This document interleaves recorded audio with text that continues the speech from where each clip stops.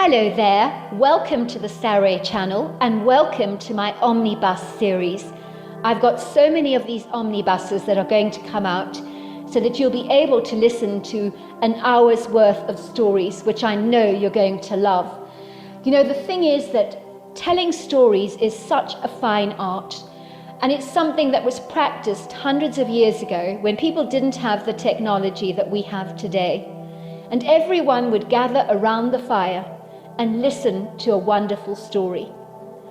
And also, what is so wonderful about a story is that personally, I think it is the best way to go to sleep. Every night when I go to bed, I always listen to stories.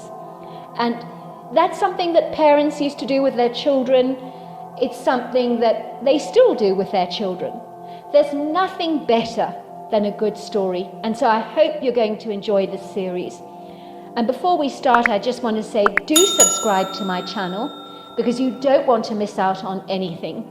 Because I'm in for the long haul and I want to make sure that you get the most stunning stories to go to bed with at night or to listen to when you want to be one of those people sitting beside the fire and listening. Don't forget to subscribe to my channel and let's get started. I hope you're going to enjoy the omnibus. Dear Sarah, and all your lovely listeners, if you were to look at George Finningham's life when he was about 41 years old in the July of 2002, through a translucent glass pane, you would likely think he had so much, but in George Finningham's eyes, he had so very little.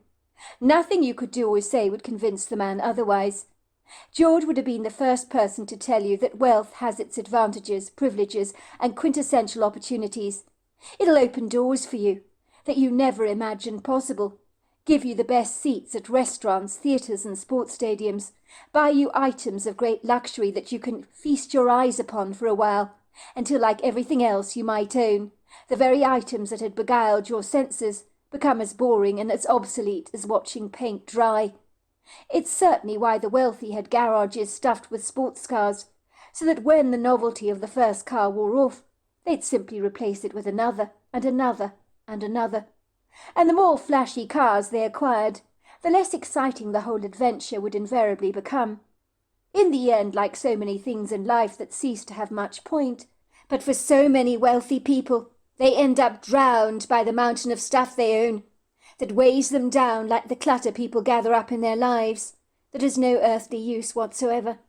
I mean, no one needs dozens of cars, do they? Let's not kid, wealth and its distinctive advantages will brush away your angst like the cobwebs on the ceiling, that can be infuriatingly annoying, and attend to the outstanding bills that need to be paid, and provide a buttress and cushioning of security to feather your retirement years.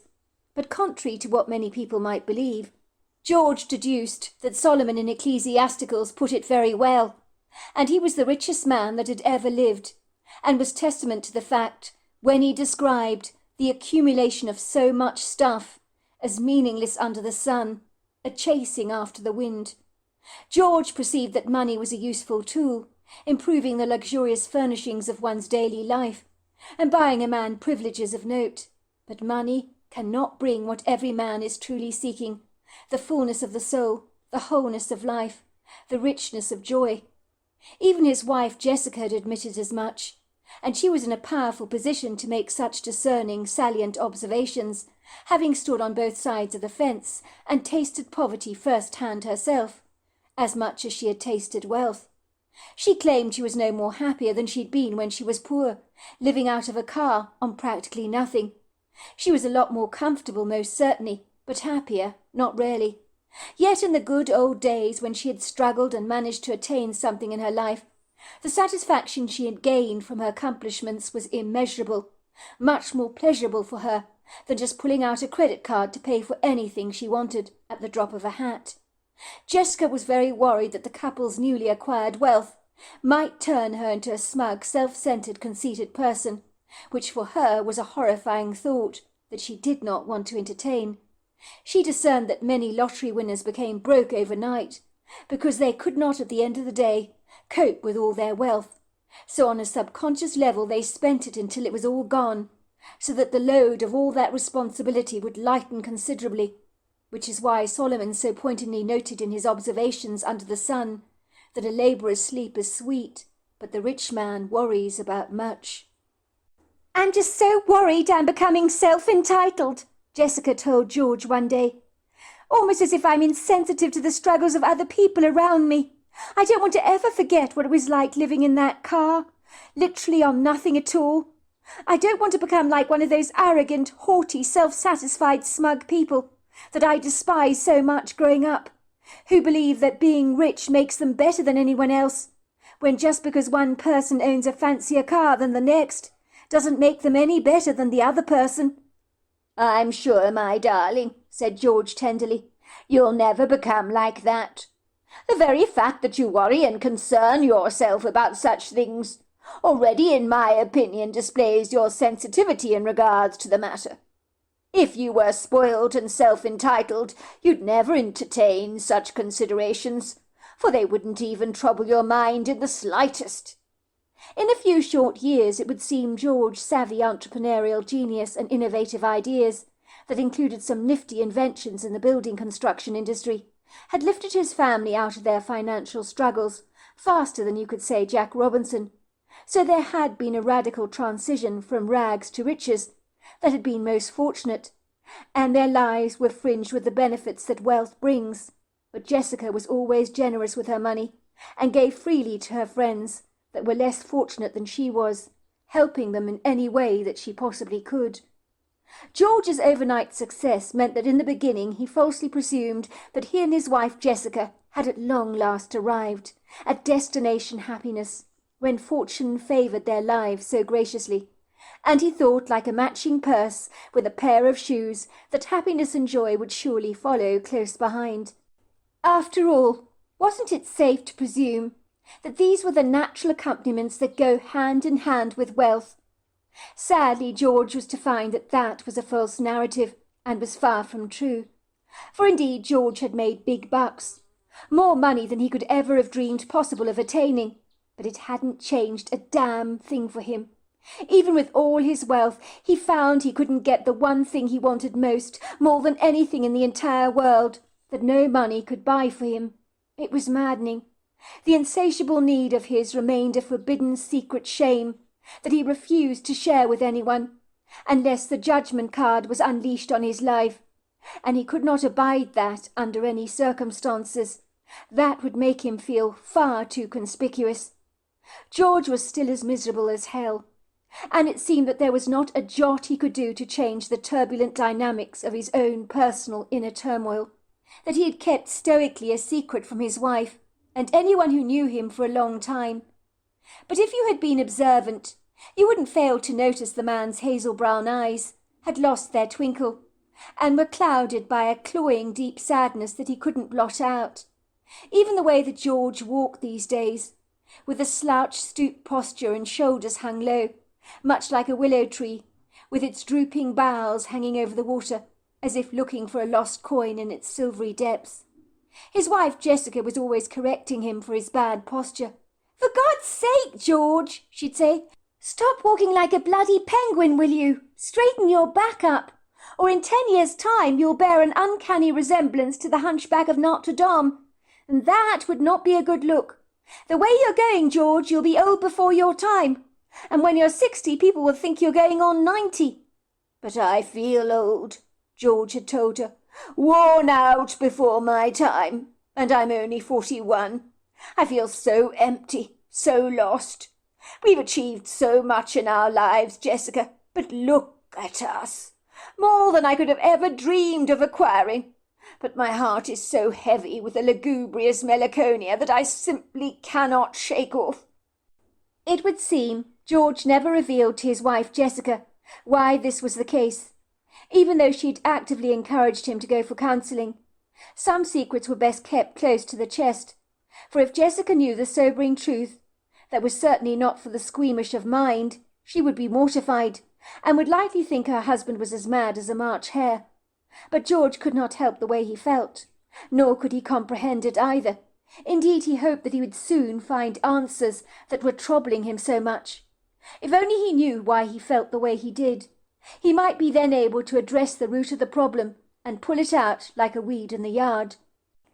George walked the stooped way he did, with that droopy, wary, overwhelmed, frustrated posture that you see in very deflated people who are tired of life.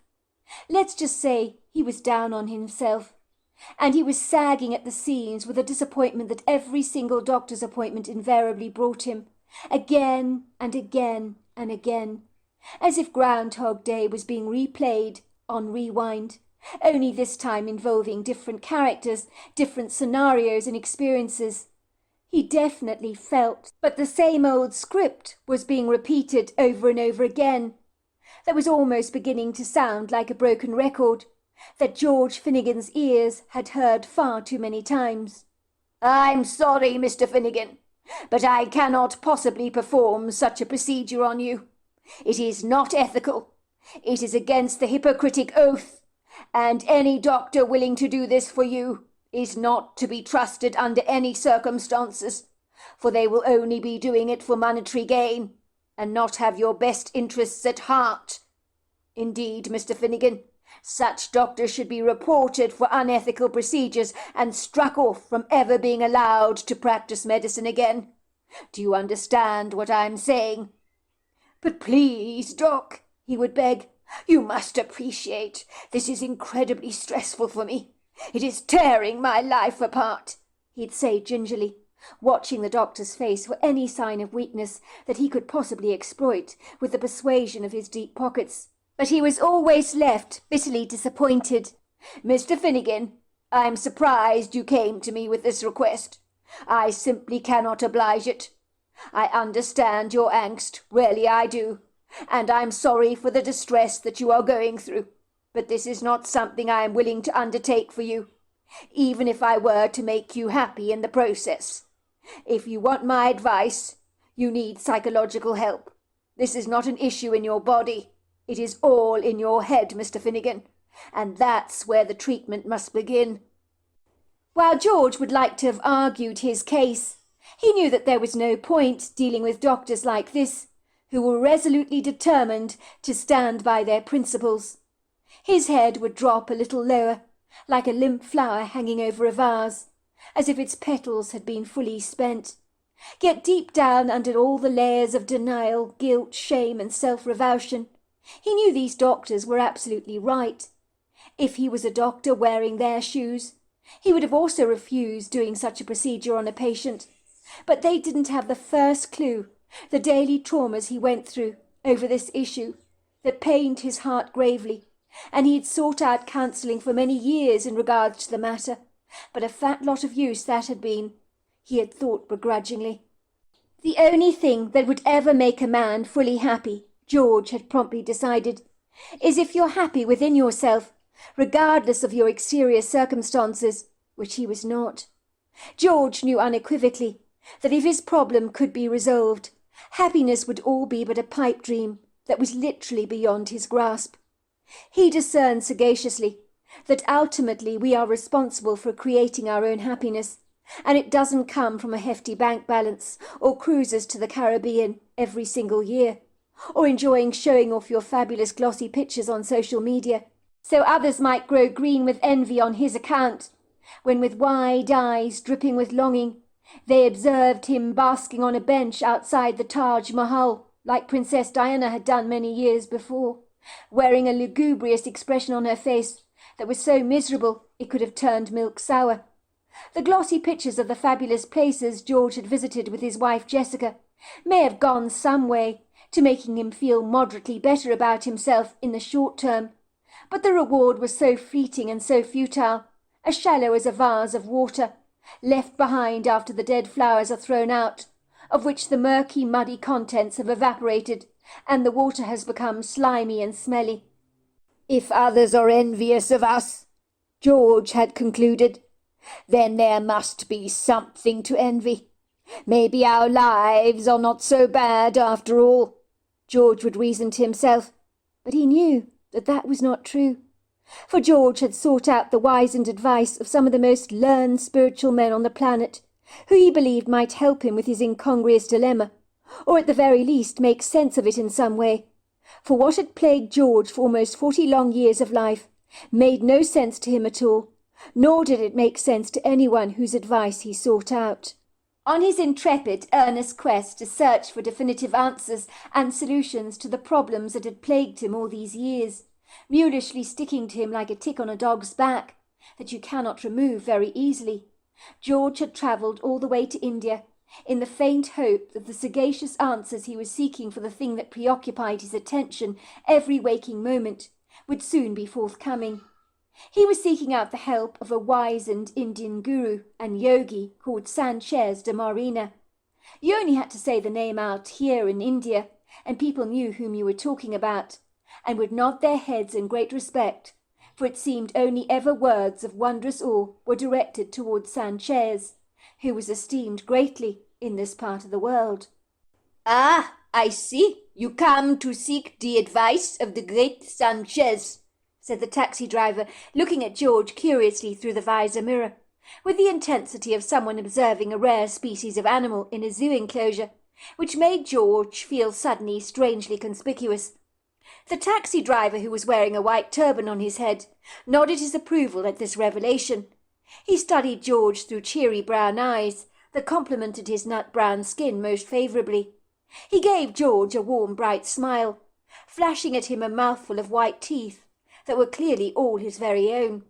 People in America paid big bucks for teeth like this, but many people in India had naturally great teeth, and teeth were so much better when they were your own, and a hell of a lot stronger too. It would seem the teeth you got from an American cosmetic dentist had to be handled with great care, as George's white teeth had not come cheap for him, and he couldn't enjoy some hardened snacks that he had appreciated in the past, like caramelized nuts, lest his teeth should suddenly crack. It was one cosmetic procedure he had always regretted. His old teeth had not been perfect, but they had been a hell of a lot stronger.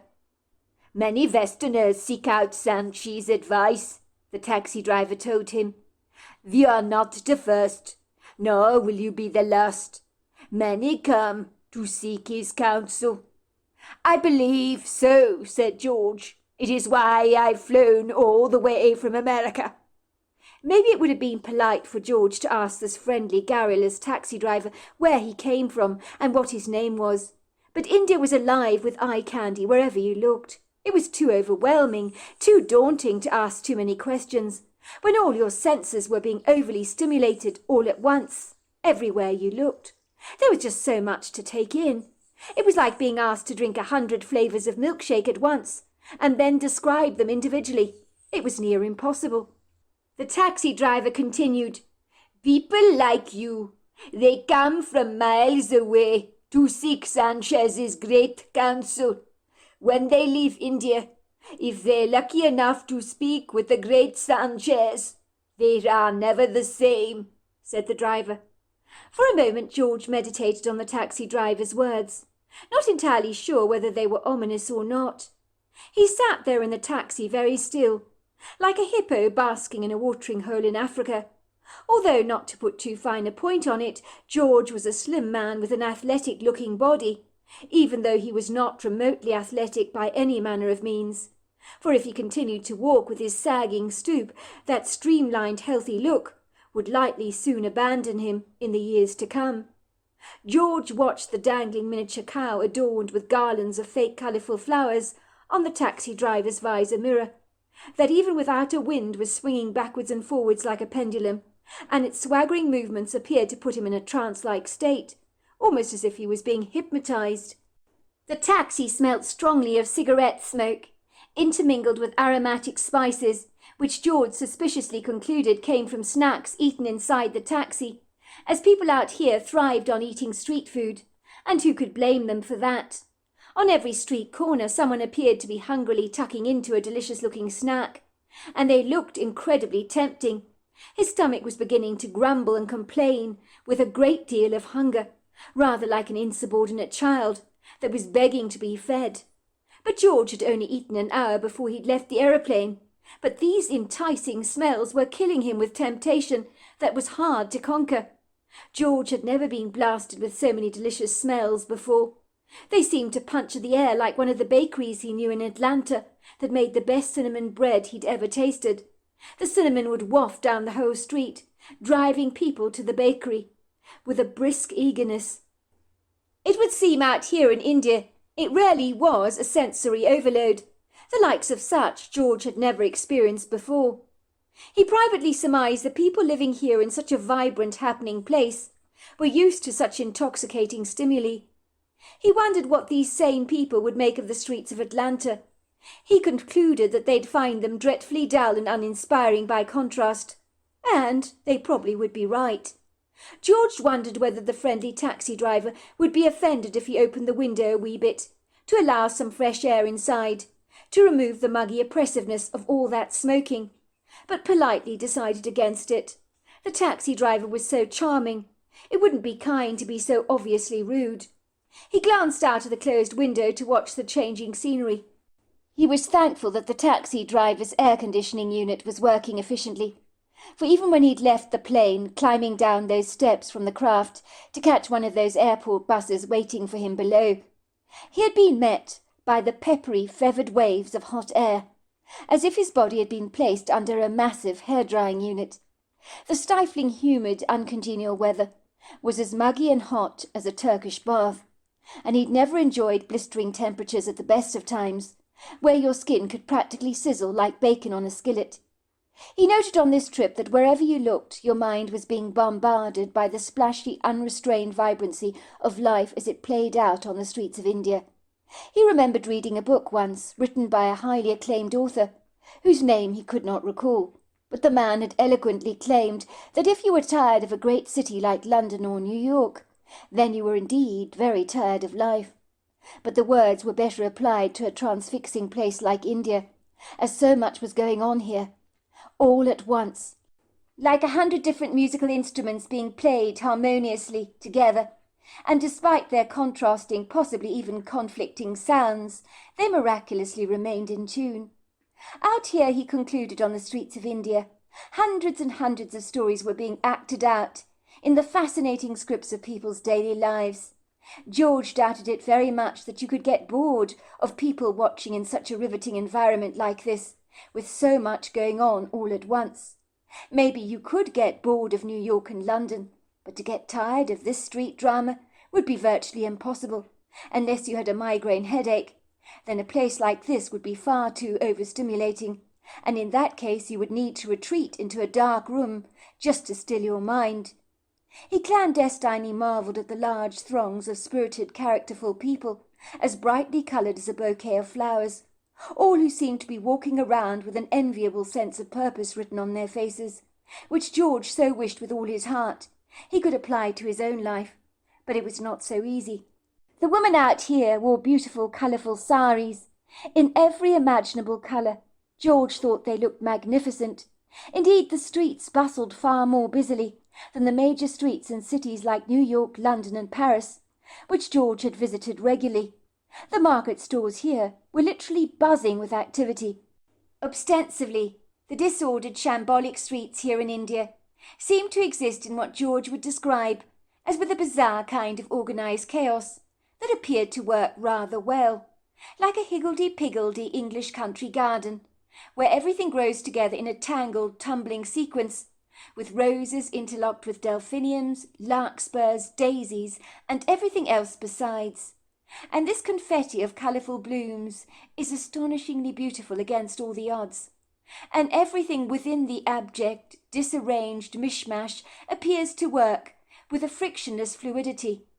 It would seem that anything that appeared to move was on the roads here, from public buses, ambassadors' cars, old Vesta motorbikes, bicycles, two-wheel manual pull carts, dogs, monkeys, squirrels, sheep, camels, elephants, and of course let's not forget the lovely ladies, the cows, who were unequivocally the queens of the road, as everyone graciously made way for them, like in the streets of London would for the Queen of England or the King, in their golden carriages. The cows out here are treated like royalty. The traffic was bedlam. George had never seen anything like it in his entire life, and it was quite terrifying for any foreigner visiting India for the very first time, who might think that they'd booked a rather dodgy ride on a roller coaster that had been poorly maintained and had the very real possibility of regurgitating you out of your seat, so that you went flying into the middle of the road like a smashed insect against the windscreen window. George found himself swinging backwards and forwards in the back seat of the taxi. Despite the fact that his seatbelt held him firmly in place, that was no consolation, really. He was still jolted around precariously, much like the cow statue hanging from a string in the visor mirror.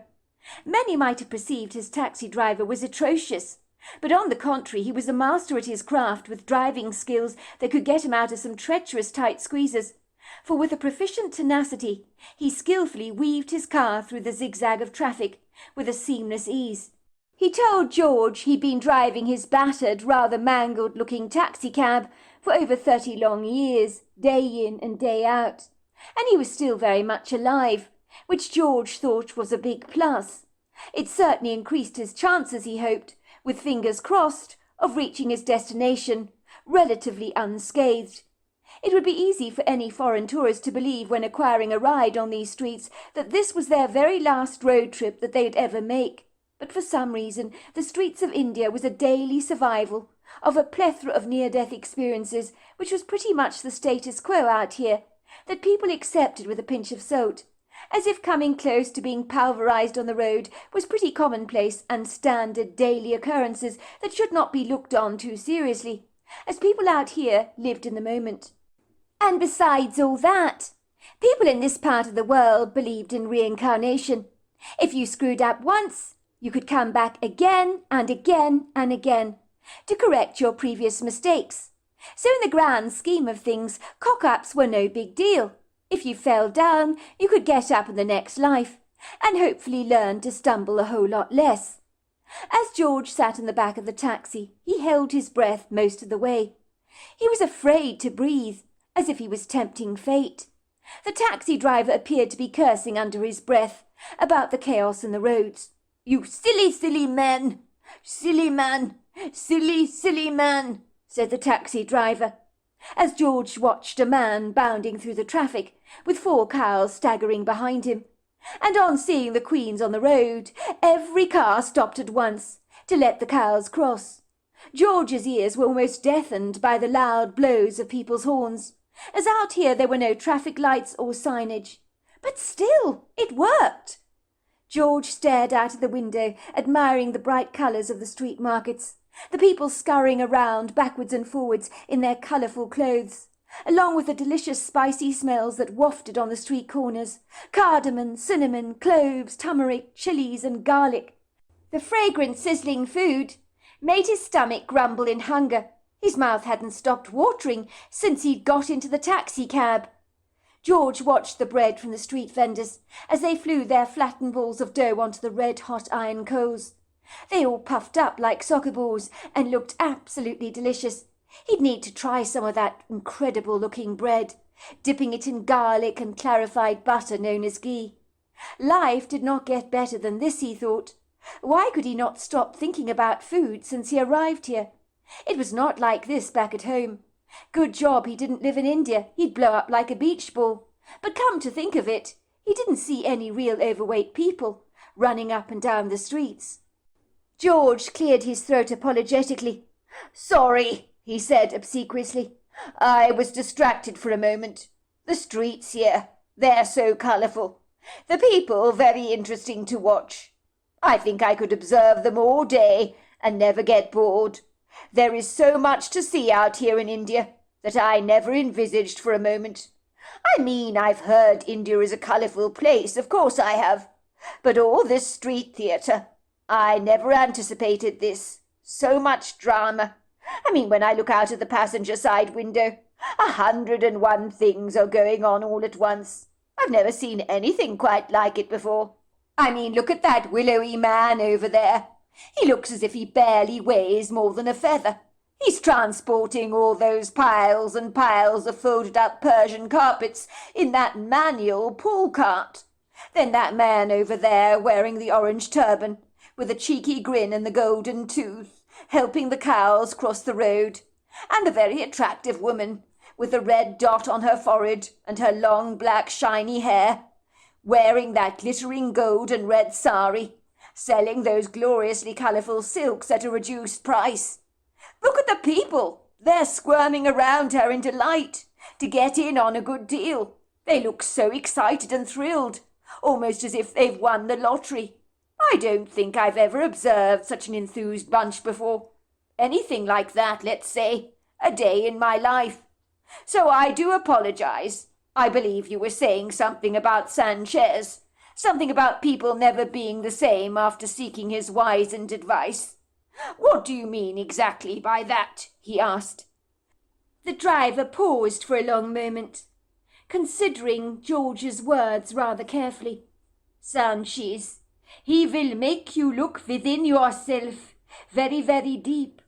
Too many people will look outside themselves for answers.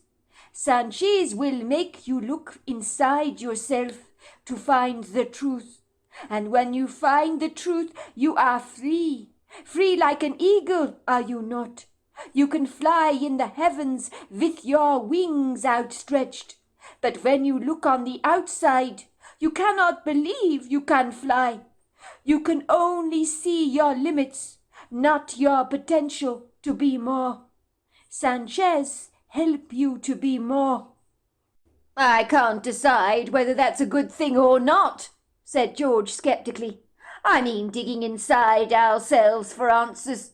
Sometimes I think all this soul-searching is overrated. In America, people are tirelessly visiting therapists. I have been to one myself, actually several. It's never been much help to me.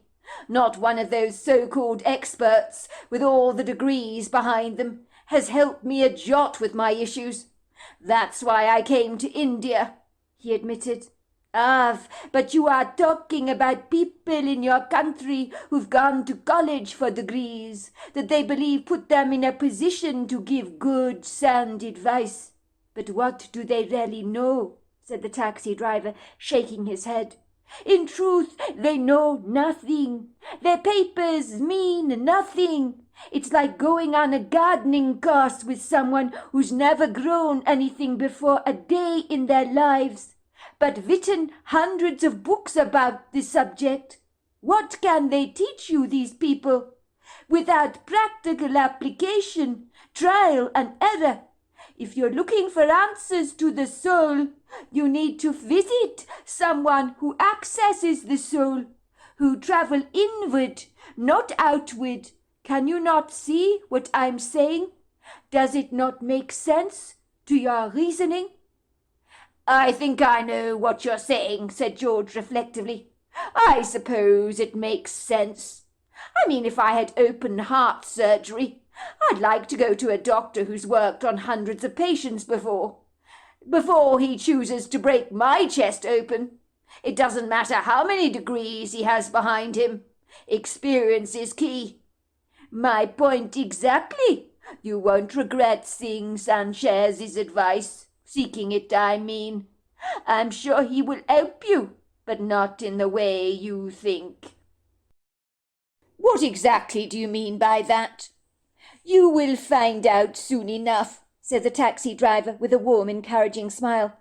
Soon he'd parked his car on a parking spot, on the grey brick road, opposite a red brick pavement, where on the basement level of the street were shops and street vendors, but the upper stories of the buildings were residential apartments, with outside patios and wrought iron railings that overlooked the street.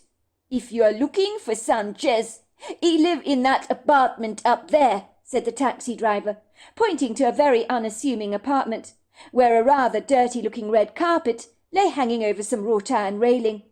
My guess is if you want to find him, he won't be there. Not at this time of the day. The man, he spend most of his time out of doors. He likes the fresh air, you see. You will find him in the open courtyard, probably on his yogi mat. The man, he wears a turquoise turban on his head all the time. The courtyard is bursting with throng of people, lots and lots of people and pigeons, and many people, they gather there to watch the yogis, you see, as they meditate or perform some of their impressive nimble postures. You will see street artists, you know, the thing like, what do you call it, snake charmers with their dancing cobras, stuff like that. Hard to miss. But I need to warn you that Sanchez does not see everyone. He will only see you if you requested his counsel. He give you a shake of the head. He's refusing to see you. And if that is the case, he never change his mind. So don't bother trying. Not for a second, nor even a third time. He will remember he refused you. You cannot trick a man like him. He can see our energy signatures, the aura that surrounds us. Everyone is uniquely different, you see. If he gives you 3 nods of the head, he will see you. And then you need to wait for him to finish his meditation. If he shake his head, you've wasted your time even coming here, unless you choose to speak to other gurus. But Sanchez, he is the best. He is selective about who he will see. Lovely, thought George. He couldn't stomach the very idea of another wasted journey. He'd enjoyed enough of those to last an entire lifetime, with doctors turning him away left, right and centre. And the one who had agreed to help him had looked so dodgy, George would have not trusted him with a barge pole. It had never occurred to him that Sanchez might refuse to see him, but then it made perfect sense. Such a sought-after man was in high demand.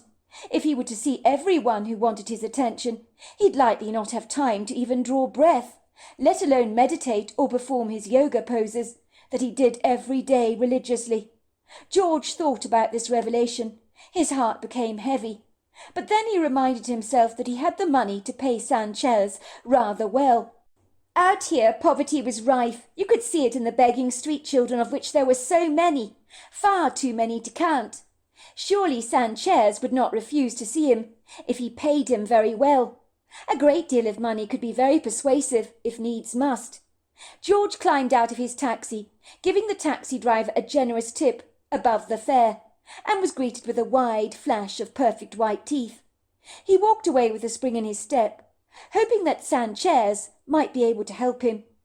George ambled down the street, his white skin and western clothes sticking out among all the splashy bright colours, like a sore thumb. A couple of young street boys came rushing towards him, asking him for money. George hated begging of any kind, but he wasn't in a position to refuse these boys, so he gave them a few coins. Thank you, sir. This is very kind of you. Welcome to our country. Welcome to India. Thank you very much, said George. He watched the young boys, running towards an ice cream vendor. Wasn't it typical?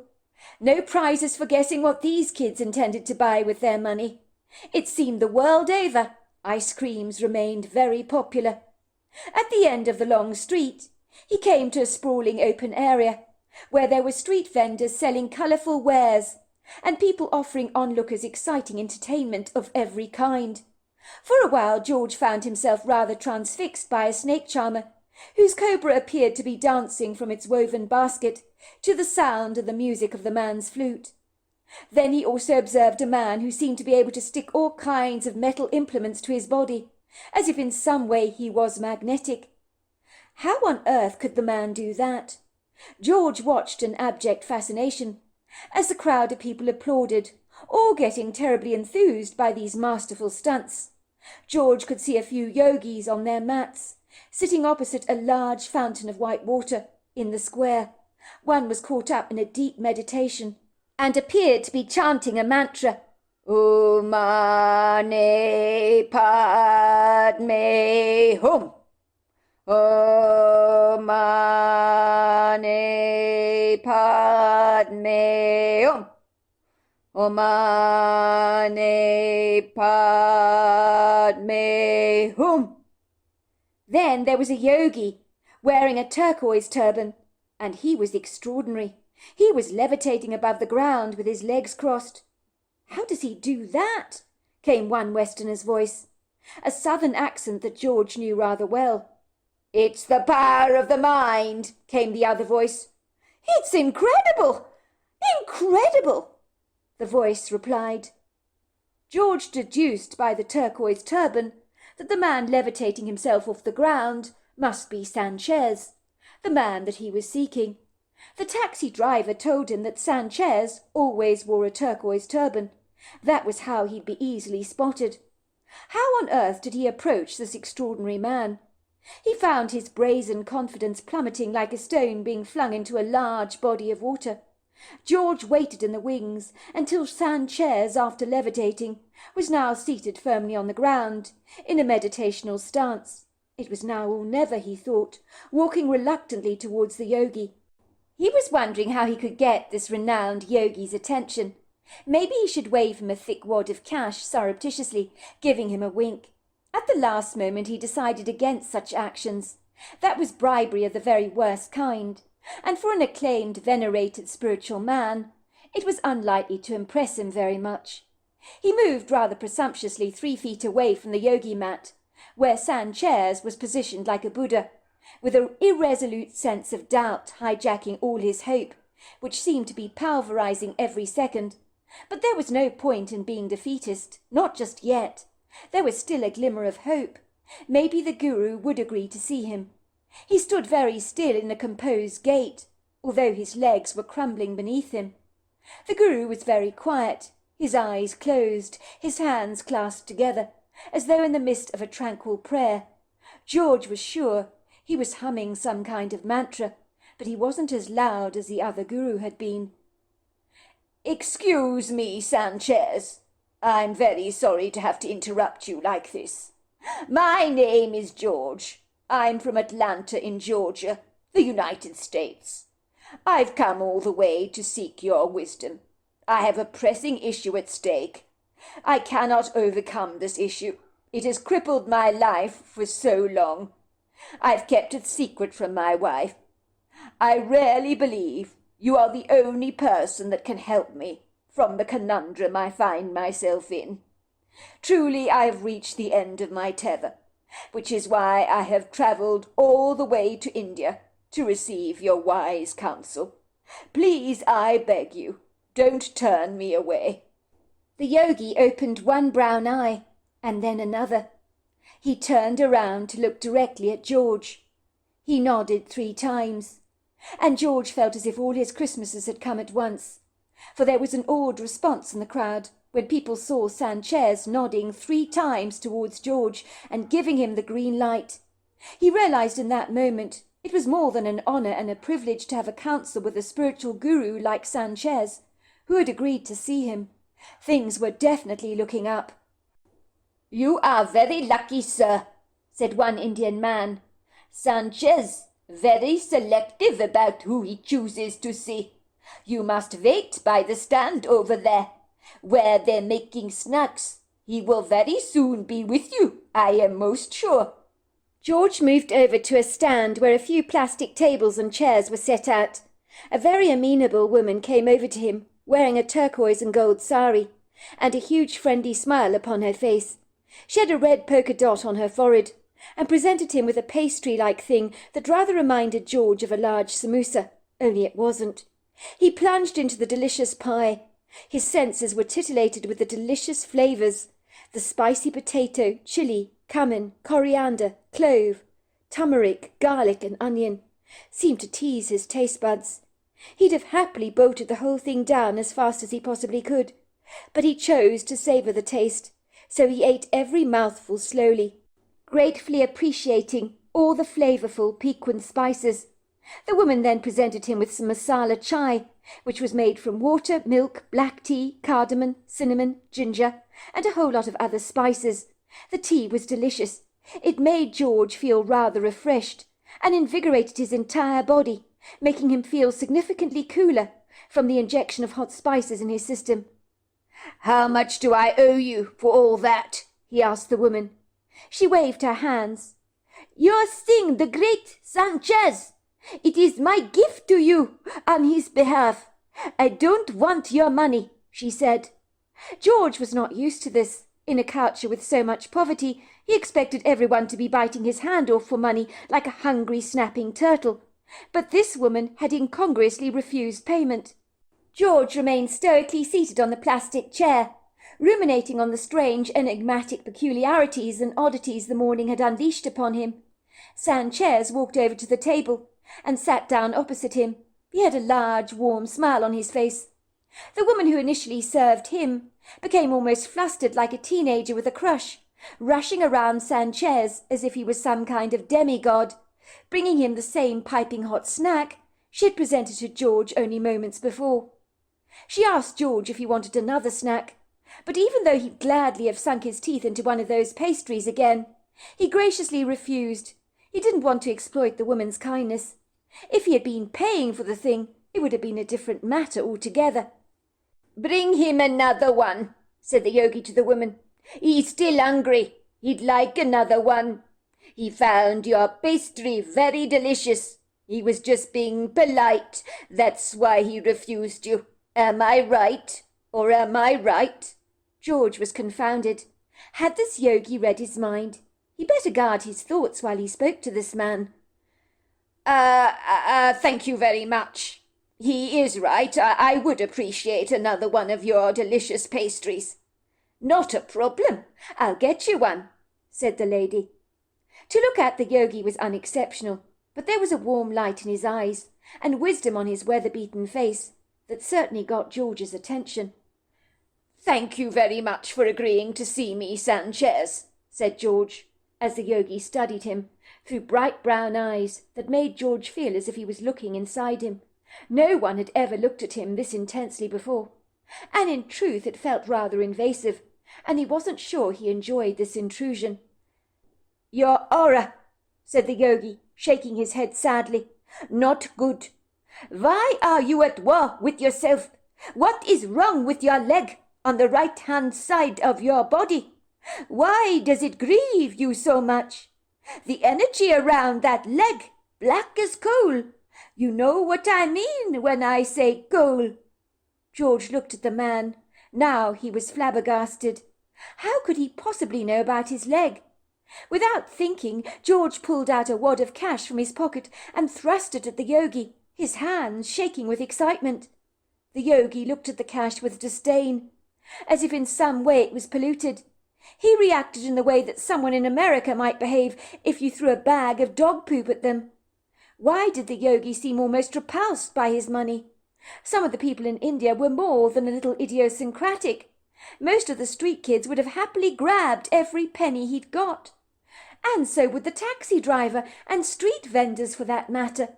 But the yogi seemed to be repulsed by the money, viewing it through very different eyes, as if it had no power over him at all, and this secretly rather impressed George. "Don't be offended," George had said. "I'm only desiring to pay you because I'm imposing on your valuable time, for I'm in much need of your sagacious advice. Where I come from in North America, we pay people lots of money for good advice and service, so I was only extending you the same courtesy. I did not mean to cause offence. Actually, at home they would demand the wage before I even got to see them, because money is very important there.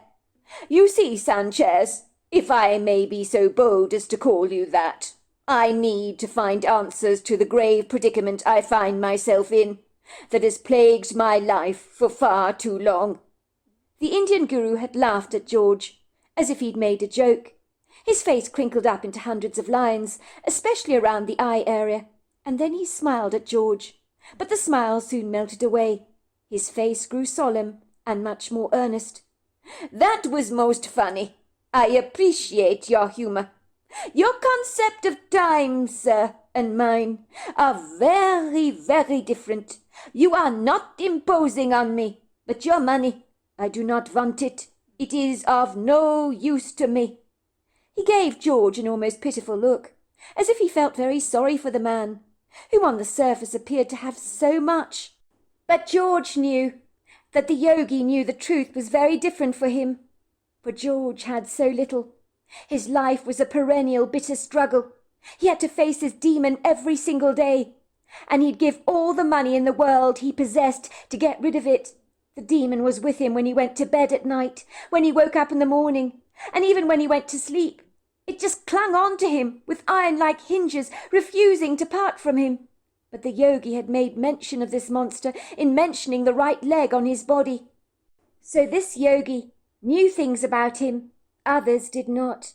How was that even remotely possible? To know the very thing that had been ailing him for so long. Was this man psychic? Or was the inward quest to journey within oneself so incredibly powerful that it sharpened your intuition and enabled you to look into the souls of other people? He thought the latter must certainly be the case. George studied Sanchez curiously, through his keen, inquisitive eyes that skimmed over every detail of this man's body. He was unnaturally thin, with ribs sticking out of his skin obtrusively, like gnarled roots, but he looked remarkably healthy and robust for a man in his 90s. In truth, he looked more as if he was in his 50s. Indeed, George found it impossible to believe that Sanchez could actually be that old. The man's knees were heavily scuffed with white patches, probably from rubbing his knees against the sand, or even the yoga mat, you couldn't be sure. His slender feet were bare, and the turban he wore around his body had almost certainly seen better days. But the enviable aspect of this unassuming, very demure man was that every single cell of his body spilled out happiness. He could actually feel the tranquil energy and the sense of well-being that surrounded Sanchez, and his bright brown bird-like eyes were energized. George privately thought about all the illustrious events he had attended in recent years, with some of Atlanta's most affluent individuals, and compared to Sanchez, they were restless, hungry all the time, like a school of sharks cruising the ocean, looking for another tasty morsel to devour, another investment to crack, another money-making opportunity to grab their attention. But they did not exude this inner peace, this tranquility and joy. On the contrary, the more they attained, the more miserable they became, and the hungrier they got for still more and more and more. Solomon in Ecclesiasticals explained it well. Whoever has money does not have money enough. In other words, they go round and around in circles, wanting more and more, and feeling as if they have less. George realized in that moment that he envied this man's great peace. "So pray tell me," said the yogi, "why have you come to see me, all the way from Atlanta in the United States of America? I see you are a successful man. You have many things, but you realize you have nothing. You are right, you do have nothing. You have come to the threshold of your self-discovery, which is the only reason why I agreed to see you. When a man realizes he has nothing, no matter what he owns, then there is hope of much spiritual enlightenment. For when we enter this world, we come here with nothing, and when we leave this world, we leave with nothing.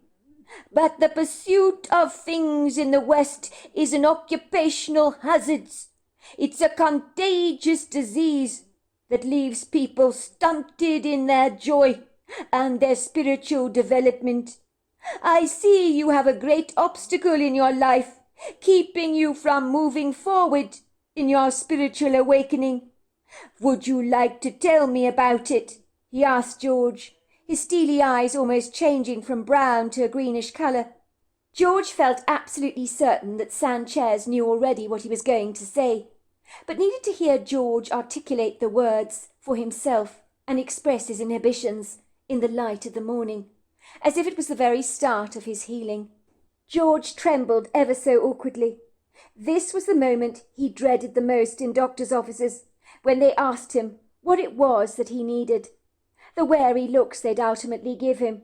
One had been rude enough to laugh in his face, as if what he was asking was absolutely preposterous. But there was such a kindness in Sanchez's face, and a gentleness in his manner, that enabled George to spill out his truth. For the first time in his life it flowed out of his mouth as smoothly as a river of confession. "Ever since I was a little boy, Sanchez, I have wanted to get rid of my right leg. I've even tried to cut it off myself. My parents believed I was suicidal. I was 8 years old when I first tried to hack off my own leg with my father's axe, but not with very much success, I hasten to say. I began to chicken out as I lunged the thing into my leg. I was more afraid of the pain that I would inflict on myself, more than anything else. But boy, did I want my leg gone, more than anything else in the world, and that has not changed. My parents were absolutely mortified. They thought that their little boy had tried to kill himself. I just told them I wanted to cut off my leg. My mother did not believe me.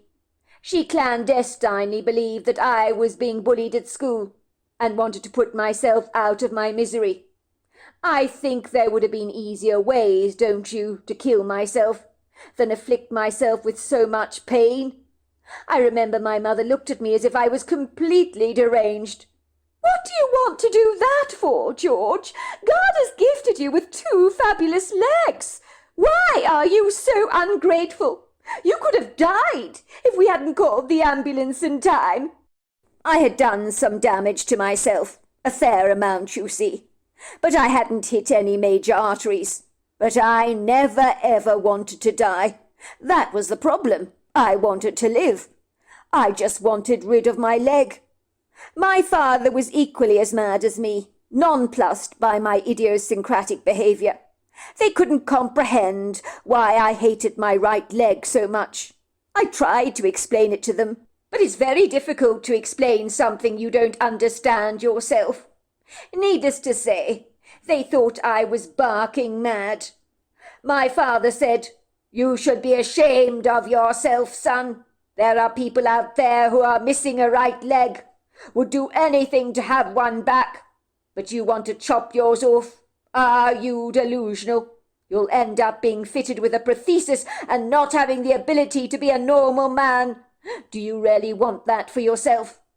I wanted to tell him that yes, I did want that for myself. I wanted rid of my right leg more than anything else in the world. But how could I make them ever understand that? My parents sent me to therapy, and the therapist told them I was not suicidal. But my parents thought that she was useless. I mean, what kind of therapist could she be if she didn't think I was suicidal? I mean, I had to be if I wanted to chop off my leg right. They hounded the school I attended, insisting that they instituted anti-bullying policies. They blamed a poor kid who put a cockroach on my cheese sandwich, which was a joke, for being the cause of all my distress. The poor boy never played any more of those tricks again on anyone, after being duly informed that a little boy had tried to kill himself because he'd put an insect on their cheese sandwich. My parents and the school were being ridiculous, and the poor boy was ostracized for being a naughty little kid pulling some funny stunts. What my parents failed to comprehend again and again is that I felt hatred towards my right leg all my life, as if it was an alien entity living on my body that wasn't welcome there. I wanted it off like a large boil. It didn't belong to me. It had no place being on me. At one point I was diagnosed by a therapist with some kind of body morphic disorder. I gather I'm not alone in this. There are other people out there much like myself, but not many. I wouldn't mind having met up with 1 or 2 of these people, to have an ally in understanding my daily struggles. Of course, I've been to doctor after doctor, begging them to remove my leg, but they refused to do so. I have found this with great regret. Then they're the backstreet doctors, of course, that have agreed to do it. Only, of course, with vast sums of money, for a procedure paid well in advance, that I'm not quite sure they're qualified to do. It reminds me of those women in the olden days secretly seeking backstreet abortions.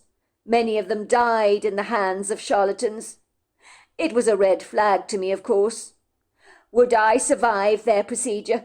Because the ones that agreed to do this, I know I can't trust with my life.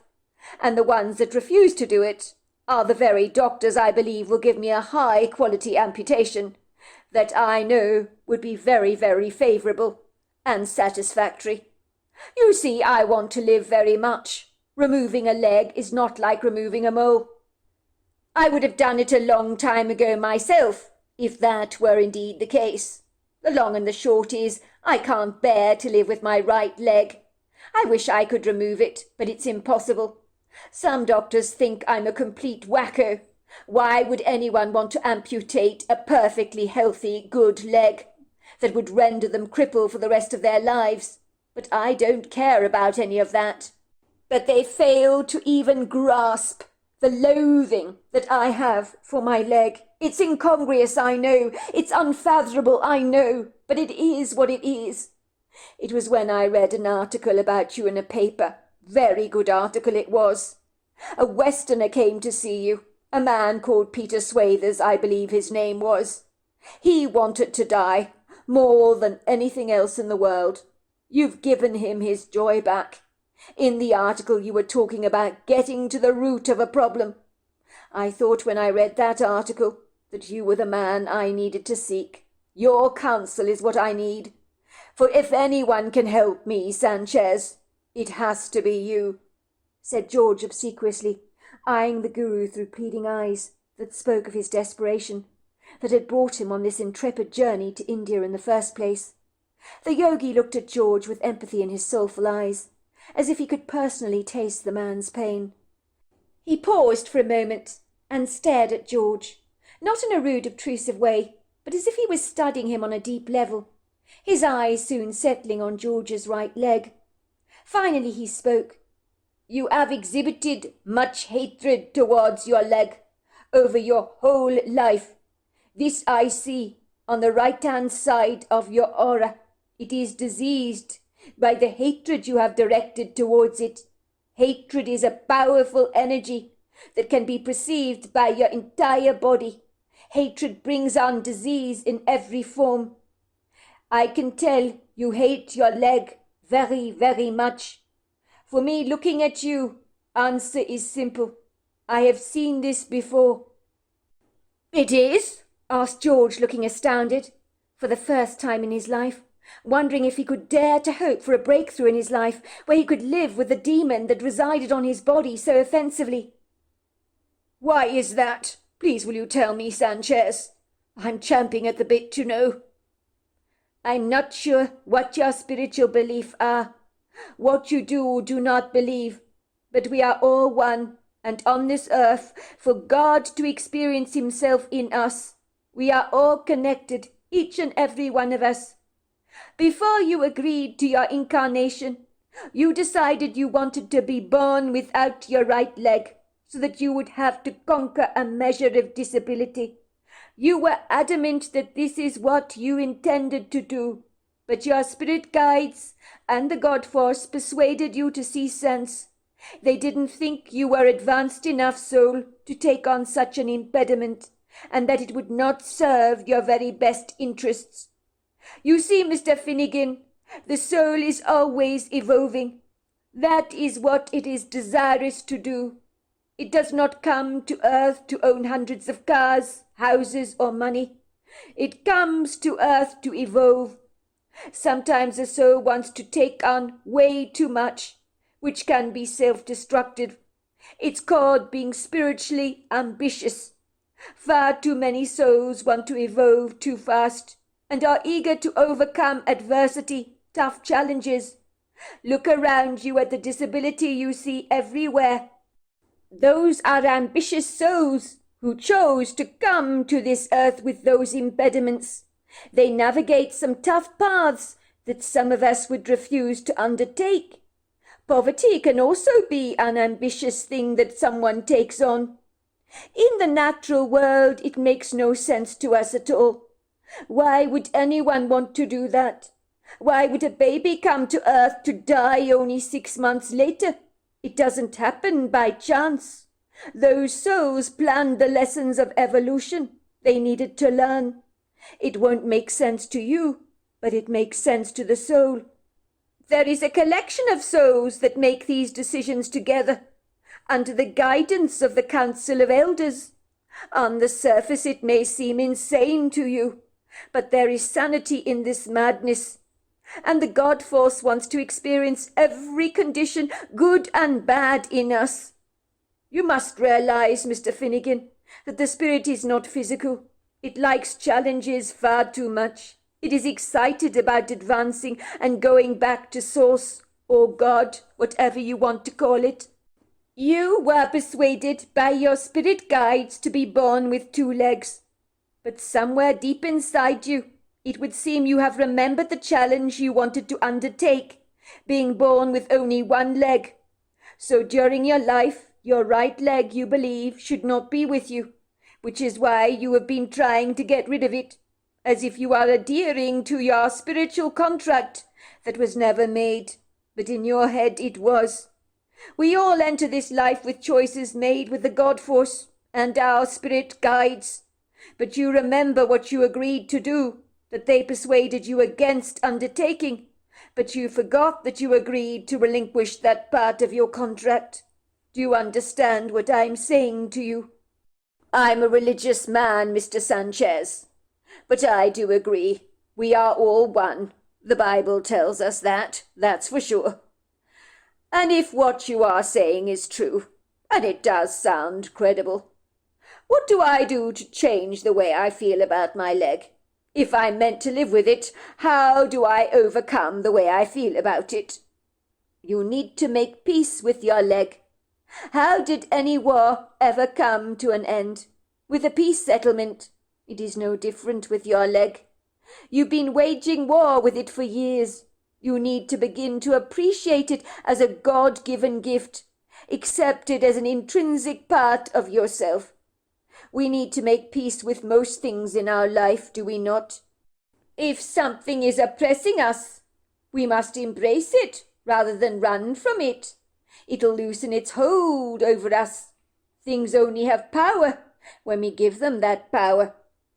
The trouble with you Westerners, Mr. Finnegan, you think you will find peace and happiness in your material gain.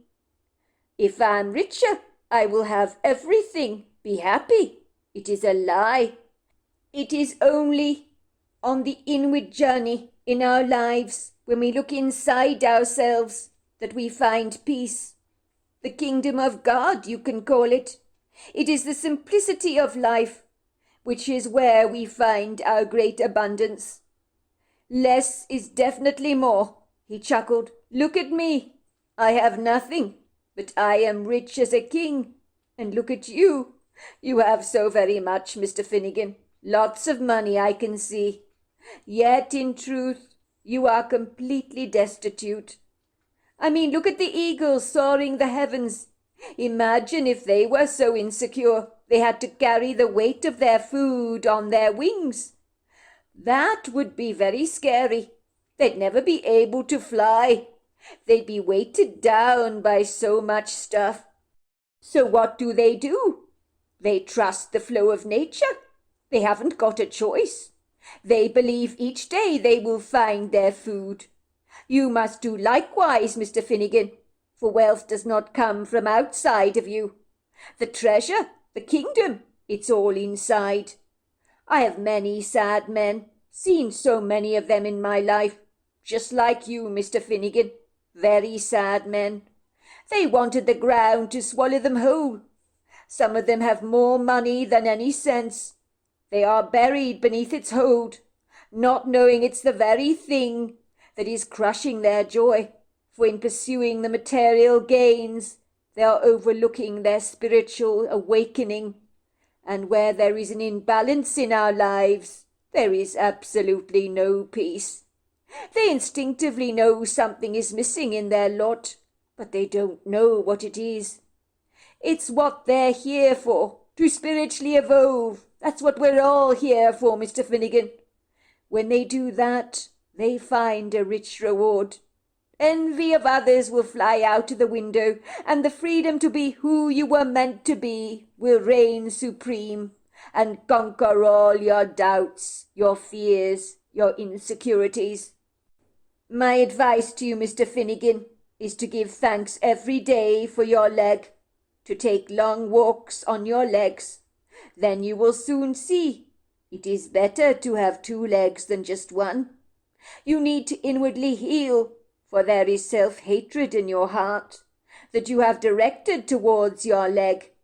It has contaminated your aura. You need to be careful. You don't want to invite disease into your body, for in our hate weeds and funguses choose to grow. You need to move into a peaceful part of the world where you are close to nature, away from the hustle and bustle of the big city. That would serve your best interests well. It is in nature that you can heal. That is my advice to you. Go where there are ubiquitous trees, for they are wizened souls indeed. They will help you to heal, for they can pick up the anguish of a man's soul, you know. They are the environmental mops of the landscape, cleaning away our tears. I will check up on you from time to time, Mr. Finnegan, to see how you are doing. So go well, my friend, said Sanchez, getting up, tapping him on the back. He nodded at the lady who had brought them both snacks. She gave him a bow, unable to suppress a giggle. The Indian woman reminded George of when Americans meet a football hero or a pop star. The people in India were only in awe of their cows and the yogis. It seemed to George a little over the top. Begging the man to remove his leg. I'm very sorry, Mr. Finnegan, but I cannot possibly oblige your request. It is against everything that I represent. Your leg is perfectly healthy. I cannot possibly amputate it. Please, doctor, he asked him. My leg is killing me. Don't you understand? Don't you understand? It is the most terrible thing that has ever happened to me, owning this leg. The longing to have it cut off was immeasurable. It was like an itch he wanted to scratch, but could never ever reach. George looked down at his right leg, stroking it tenderly, although he was so revulsed in doing so. Thank you, right leg, for being so useful to me, he said, squirming at the very words. I'm grateful that you helped me to walk. George had decided on the plane home from India that he was going to come clean about the issue with his leg and tell his wife Jess about his strange meeting with Sanchez, the guru, who had levitated with crossed legs above his yoga mat. He admitted to himself that he'd been astounded by that. I mean, to master the mind so much that you could literally levitate above the ground was extraordinary, to say the very least. George decided when he returned home he needed to have a long chat with his wife. Part of admitting that he had a problem was coming out with it. He wondered how his wife Jess was going to react when he told her his disfiguring news about the issue that had plagued him for so very long, an issue he was going to have to learn to embrace. George's wife looked apprehensive when he told her he had a confession to make. After dinner in the living room, when George was in the kitchen washing the dishes, she quickly phoned her best friend Bianca. Bianca, it's me. This is it, she whispered down the phone. This is it. What are you talking about, Jess? It might help if you actually speak to me in plain English. This is the moment that I've been dreading all my life. George, he's going to end our marriage. I know he is. He's been having an affair. He's been seeing someone. He has a confession to make to me. He said we needed to talk. When a man says we need to talk, you know what that means. Oh, my God, said Bianca. I don't know what to say, Jess. I'm so sorry. That sounds ominous.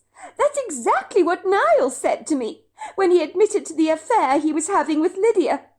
He said, we need to talk. Those are the very worst words in the entire English dictionary, I have to say, Jess. Well, at least Niles was sorry. He wanted to stay with you, didn't he? He was seeking out your forgiveness. But this is different. I think George wants to leave me for good, shack up with his new love. But he's such a good man. You know what he's like. He doesn't want to hurt me. I couldn't help noticing that in his briefcase he was looking for a country retreat. He's planning to buy a place for his floozy. I love him, Bianca. I don't know what I'm going to do when he confesses to his love affair. I think I've known all along he was up to something. You know, I've told you often enough that he's been so secretive during our entire marriage. I know he loves me, but supposing he loves someone else more. A wife can pick up things, you know. Get this, Bianca. He insisted on going to India for some ambiguously obscure reason. Wouldn't tell me at all. My bet is this girl he's fallen for is of Indian heritage. I cannot for the life of me think why George would go to India of all places, unless this woman has family there. I mean, who would want to go to a dump like that? Ever since he returned from India, he's acting and behaving very strange. I mean, he's walking taller, his shoulders are less slumped, and he looks lighter on his feet, as if he's had a load lifted off his mind. My bet is he went to India with his love, and he possibly asked the parents if he could marry their daughter. They're very formal about marriage settlements over there, and now he's about to tell me about the whole sordid affair. This is nonsensical, Jess. How can he possibly marry someone else when he's married to you? He'd have to get a divorce first. Whoever she is, she's a prized bitch, said Bianca. I can't stand women who have affairs with married men. Do they have absolutely no shame? Can they not keep their hands to themselves and choose men who are not committed to their wives? I ask you, why do they find other people's husbands so irresistible? It's because they want what they can't have, like Eve in the Garden of Eden. I must have that apple because I ain't allowed to eat it. Doesn't it make you sick? The woman, whoever she is, she's a snake in the grass. How can she do this to you? I know, said Jess, hanging her head sadly, the tears clouding up the back of her eyes. My husband's in the kitchen right now as I speak, washing the dishes like he does every single night. I mean, Jess, how many men do you know that actually enjoy washing dishes? My husband's a diamond. I'm about to lose him to an Indian woman. For so long he's been going around the place like a bear with a sore head, slumped shoulders, sorrowful expression, lugubrious, and it's because he can't bear to be married to me a moment longer. All this time he's loved some other woman for years and years, and now he's about to confess to me. He's going to come into the living room any second now and tell me that what he's been doing, that he's been nursing this secret for a long time. Oh, do you know what? I'd prefer to live in denial, I really would. I don't want it to come to this. You've been telling me this for years, Jess, and I am so sorry. I honestly don't know what to say. Call me when it's over, when he's told you everything. You're welcome to stay with me and Niles if you can't face being under the same roof. After his confession, it's not going to be easy to hear, Jess. Take it from me, I know. When George entered the living room, he was drying his hands in a dishcloth. I've done all the dishes, put everything away, he said, giving Jess a bashful smile. Thanks, I appreciate it, said Jess. You look a little tense, my love, said George kindly.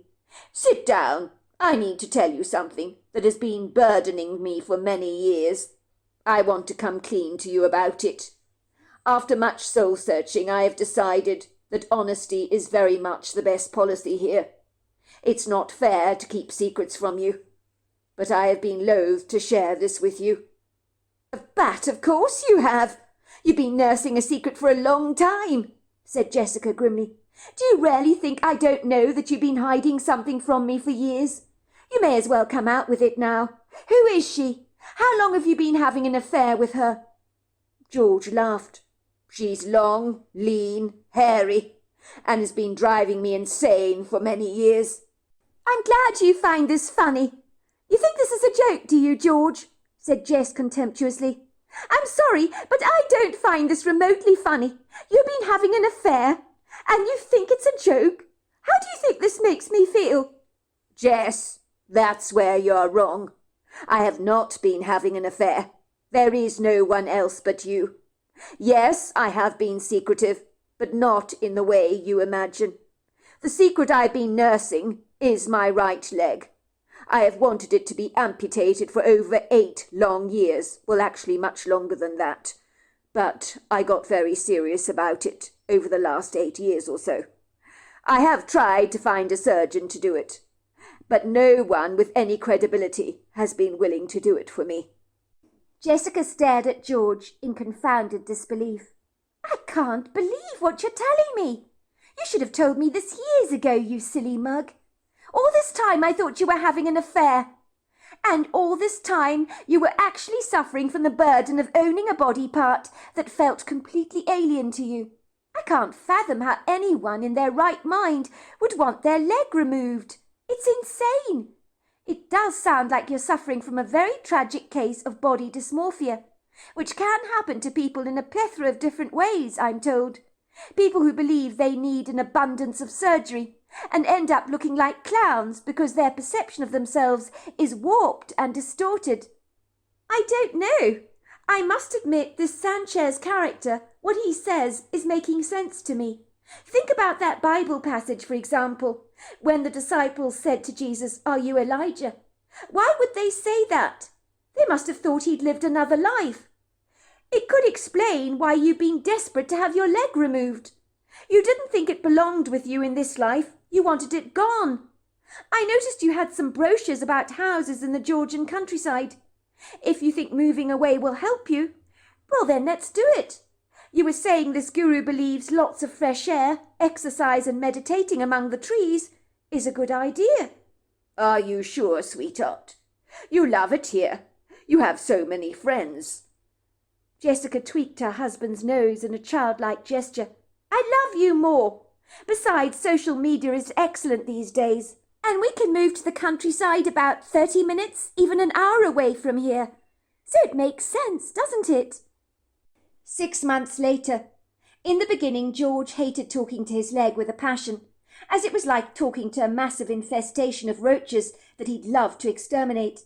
It was a challenge for him to overcome, but he did it anyway. If Sanchez, a guru he sought counsel with, had suggested this was a way of developing a positive relationship with his leg, he was willing to give the technique a try. For when you're desperate enough, you'll pretty much try anything. Imagine talking to the roaches and thanking them for being such a pleasure to have around your home, when in reality you wanted to get rid of the whole lot of them. That was what it was like for George talking to his leg every single day. But slowly and surely he was making phenomenal progress, and was beginning to find his leg significantly less offensive as it had once been. It would seem he was moving away from finding it impossible to live with his leg to beginning to accept it, that it was with him to stay indefinitely, rather like an unwanted house guest that simply refused to leave, which was progress indeed, even if it was small steps at a time. It had been a monumental relief to George to be able to share his secret with his wife Jess, and she had been so supportive towards him and non-judgmental. He should never have shut her away. The poor woman had thought he'd been having an affair all this time, when Jessica was his life, and he could never conceive the idea of ever being without her. It was Jessica who'd insisted on the move, believing that if Sanchez, the guru, had encouraged they get close to nature, then that is exactly what they should do. Jessica reminded her husband that if this guru could levitate in the air while meditating, that he had powers that were beyond them, and it would be wise to listen to the learned advice of a guru and yogi. I believe, she told him, in the lost years of Jesus that are unaccounted for, it is believed he went to India and learnt much from the yogis. The couple didn't want to leave their lovely historic neighbourhood in Somerville, which is south of downtown and possesses a strong sense of community, but they decided to move further away, to a Blue Ridge mountain town, of which there are many in the Blue Ridge region. The house they chose to purchase was situated not far from the Chattahoochee National Forest. They bought a property situated on 100 acres of scrubland. It was situated on a steep hill that was circled in the lower valley by resplendent groves of trees. If George needed trees, Jess had deliberated, then look no further, because they were everywhere to be seen. And just observing these lofty masters of nature brought her a great sense of serenity. What was it the guru had told George about trees? They are the environmental mops of the landscape that clean away our tears. They are wizened souls indeed. She had never heard that said about trees before, but as a young girl she recalled playing among the trees had always eased her troubles away. She was certain the yogi knew what he was talking about, and was more positive than George was that Sanchez and his advice would work, and her husband would soon accept his right leg. Within weeks of their move, Jess noticed a profound change in her husband's demeanour and temperament. Their lives these days were so much more simplistic than they had been in Atlanta. They had got rid of a whole lot of stuff cars, furniture, and all the extravagant excesses that they no longer needed. And the more they got rid of, the lighter they felt. And her husband had never looked happier. These days he was smiling more, and there was a definite skip in his step, and his slouch posture was now an ancient relic from the past, for he held himself with a very straight deportment. George's account. The best thing that I ever did was seek the counsel and advice of the illustrious guru Sanchez, even though I left India recoiling at the very idea of talking to my leg affectionately every day, telling it how much I fully appreciated it, when all I wanted to do was to have the whole thing hacked off and be done with it. Imagine being married to an ugly toad, and every day being forced to tell her how beautiful she is, when all you want to do is run the hell away from her. So, in the beginning, telling my leg affectionately how much I appreciated it was very arduous work indeed, but I bit my lip, grimaced, and did it anyway. And then I did what Sanchez had suggested, and spent much of my time meditating among the prepossessing towering trees in the grove, whom seemed to hug me in a warm embrace, and cocoon me under their generous canopies, where only soft prisms of ethereal light danced through their outstretched leafy boughs. It was here where I was fanned by the leaves, rustled by gentle, cool breezes that kissed my cheeks tenderly. And that's what I felt in the woodgrove, a loving connection to every single thing, every plant, every flower, every bird, every animal, and every human being. It seemed as if everything was unequivocally connected. I do believe the trees did mop up my tears for the lugubrious melancholia that I had worn like a bracelet on my person, for it just dissipated.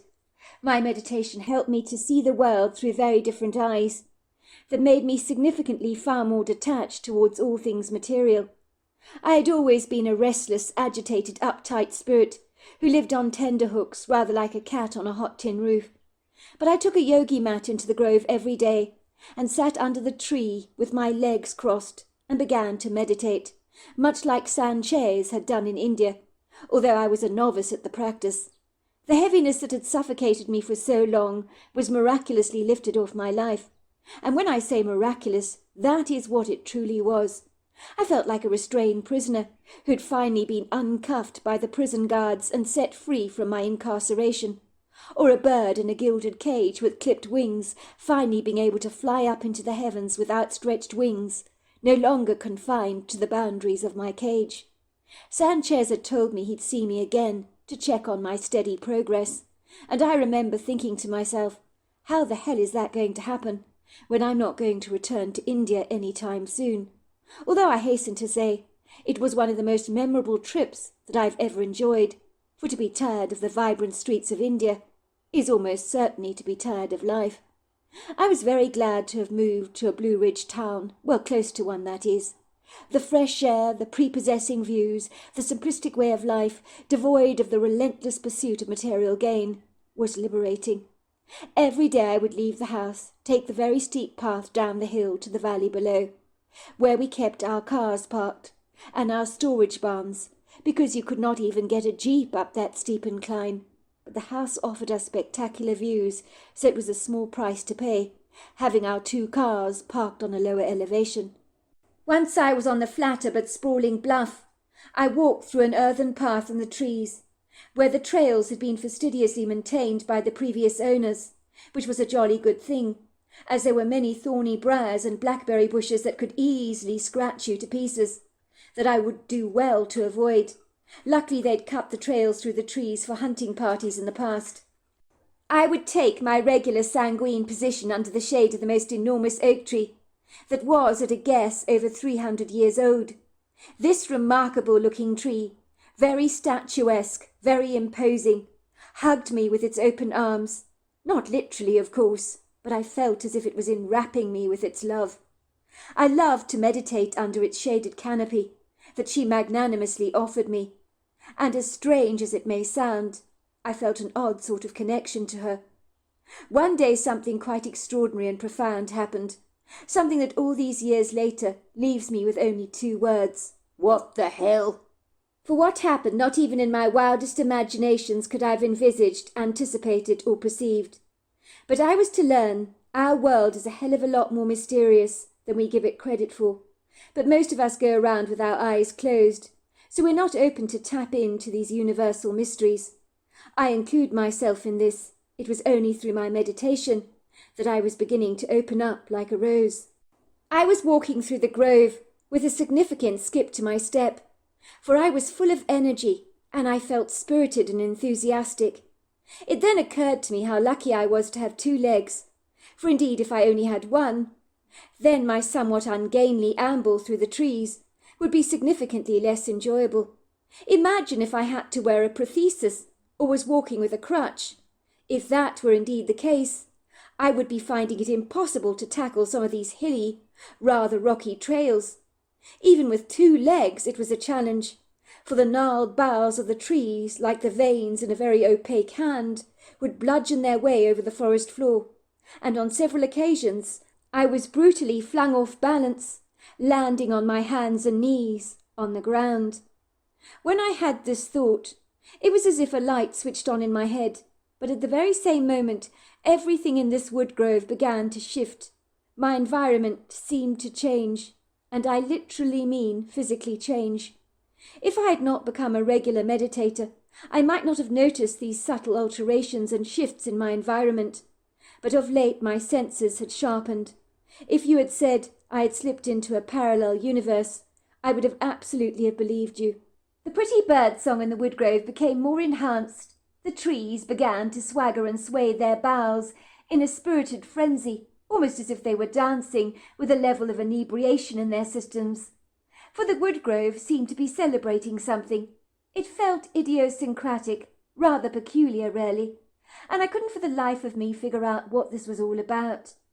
I sat back on my mat, crossing my legs, overcome with the bizarre sense that I was being watched, and I was very much not on my own. I turned around to study my immediate environment closely, my eyes skimming through the trees, looking for any signs of movement, the glimmer of a shadow perhaps, but I saw nothing. I knew without a shadow of a doubt something had to be there. I could not for the life of me figure out what it was. I had unrolled my mat on the ground underneath the old oak tree, and I sat with my legs crossed over, overcome with the bizarre, overwhelming sense that I was not alone and that I was being watched. I turned around to study my immediate environment more closely, my narrowing eyes skimming through the trees, looking for any signs of movement, the glimmer of a shadow perhaps, but I saw nothing. I knew without a doubt something had to be there. "Who's there?" I called out, but there was no response, only the echo of my voice returning back to me, making me suddenly feel rather foolish. I resumed my posture and began to chant under my breath. I tried to calm down my busy mind, and that was when I saw her. Nothing was to prepare me for what I was about to see, as the dark, ambiguous shadow moved reticently towards me, snapping branches and boughs. And then she was only feet away from me, studying me closely. It was a female Bigfoot. Was I afraid? Absolutely not. Did I think what I was seeing was real? Absolutely not. This, I suspect, was the problem. I was doubting what I was seeing. Now, I really did think I was caught up in a hallucinatory state, but as I adjusted to the creature and her incongruous presence, I settled down to the startling revelation that she was indeed real, not just a figment of my imagination. One way I did this was shutting my eyes as tightly as I could and opening them wide again, but she still remained standing there, very stoically, larger than life. In truth, she was very intimidating, incredibly daunting. I mean, to say she was tall is an understatement. Exactly how tall and how broad she was, I do not know, but she was ponderous and Herculean in size, robustly built with stocky proportions, powerful muscular definition, and a strength you'd expect to see in a creature of great size like an elephant or a rhino. I knew I had nothing to fear, for this ambiguous creature wore a halo on her head of intelligence, wisdom, and kindness. Of course I couldn't physically see it, but I sensed I was in the presence of a beast far more intelligent than myself, and infinitely more kind and compassionate than any human that I've ever encountered before. Her eyes were dark, but they appeared to be shimmering pools of light. Kila kwasana Zaliandra, kilota kisakwasha, boloti lati, homa sikalita kwisa, holota likwani, hosa shikilasi. My name is Zaliandra. I am the keeper of these woods, and the portal within our world. My name means dragonfly of the light. You need to come with me now. He is expecting you. He needs to see you, she said, indicating for me to follow her. She spoke in a very ancient language, her words translated into my head in some kind of automatic download, far more efficient than any interpretation site on my cell phone or tablet. The language she spoke was very powerful, and even when at first I didn't understand the meaning of the words, they were beautiful to hear on my ears. "You want me to follow you?" I asked. She nodded. "Where are you taking me to?" I asked her. "Tila kwasi, hola tila nika." She looked at me quizzically, with a merry amusement in her eyes, as if she found my question to be very funny. "You like the jokes, do you not?" she said. "You're a funny man, you are. I like that very much. Humour is good, very good. Tilani kwasi, dulobati. It's medicine for the soul, is it not? It makes us strong, heals our bodies." I had not been joking, of course. I didn't know where on earth she was taking me, but I sensed I urgently needed to follow her. I walked behind her for a long time. I studied her incredibly graceful gait. She walked with such a fluidity that sometimes it seemed like she was floating on air. When she moved, she would swing her arms backwards and forwards in time with the movements of her legs, and every large stride she took was effortlessly agile, making my ungainly, pathetic movements appear incredibly clumsy and ridiculously awkward. It was difficult to catch up with her, as even though my fitness had improved exponentially over the months, I was rapidly running out of breath and heaving heavily as we strided up the rocky slope. She stopped for a brief moment to study me more closely, and appeared to find my physical exhaustion rather entertaining, like we might do if we watched an overweight dog struggling to keep up with the rest of us. "Kilatwi! You are funny," she told me. "Kulati kwasi! You walk like a klutz." "We cannot all be as nimble as you," I told her sarcastically, annoyed that she was acknowledging how cumbersome my movements were.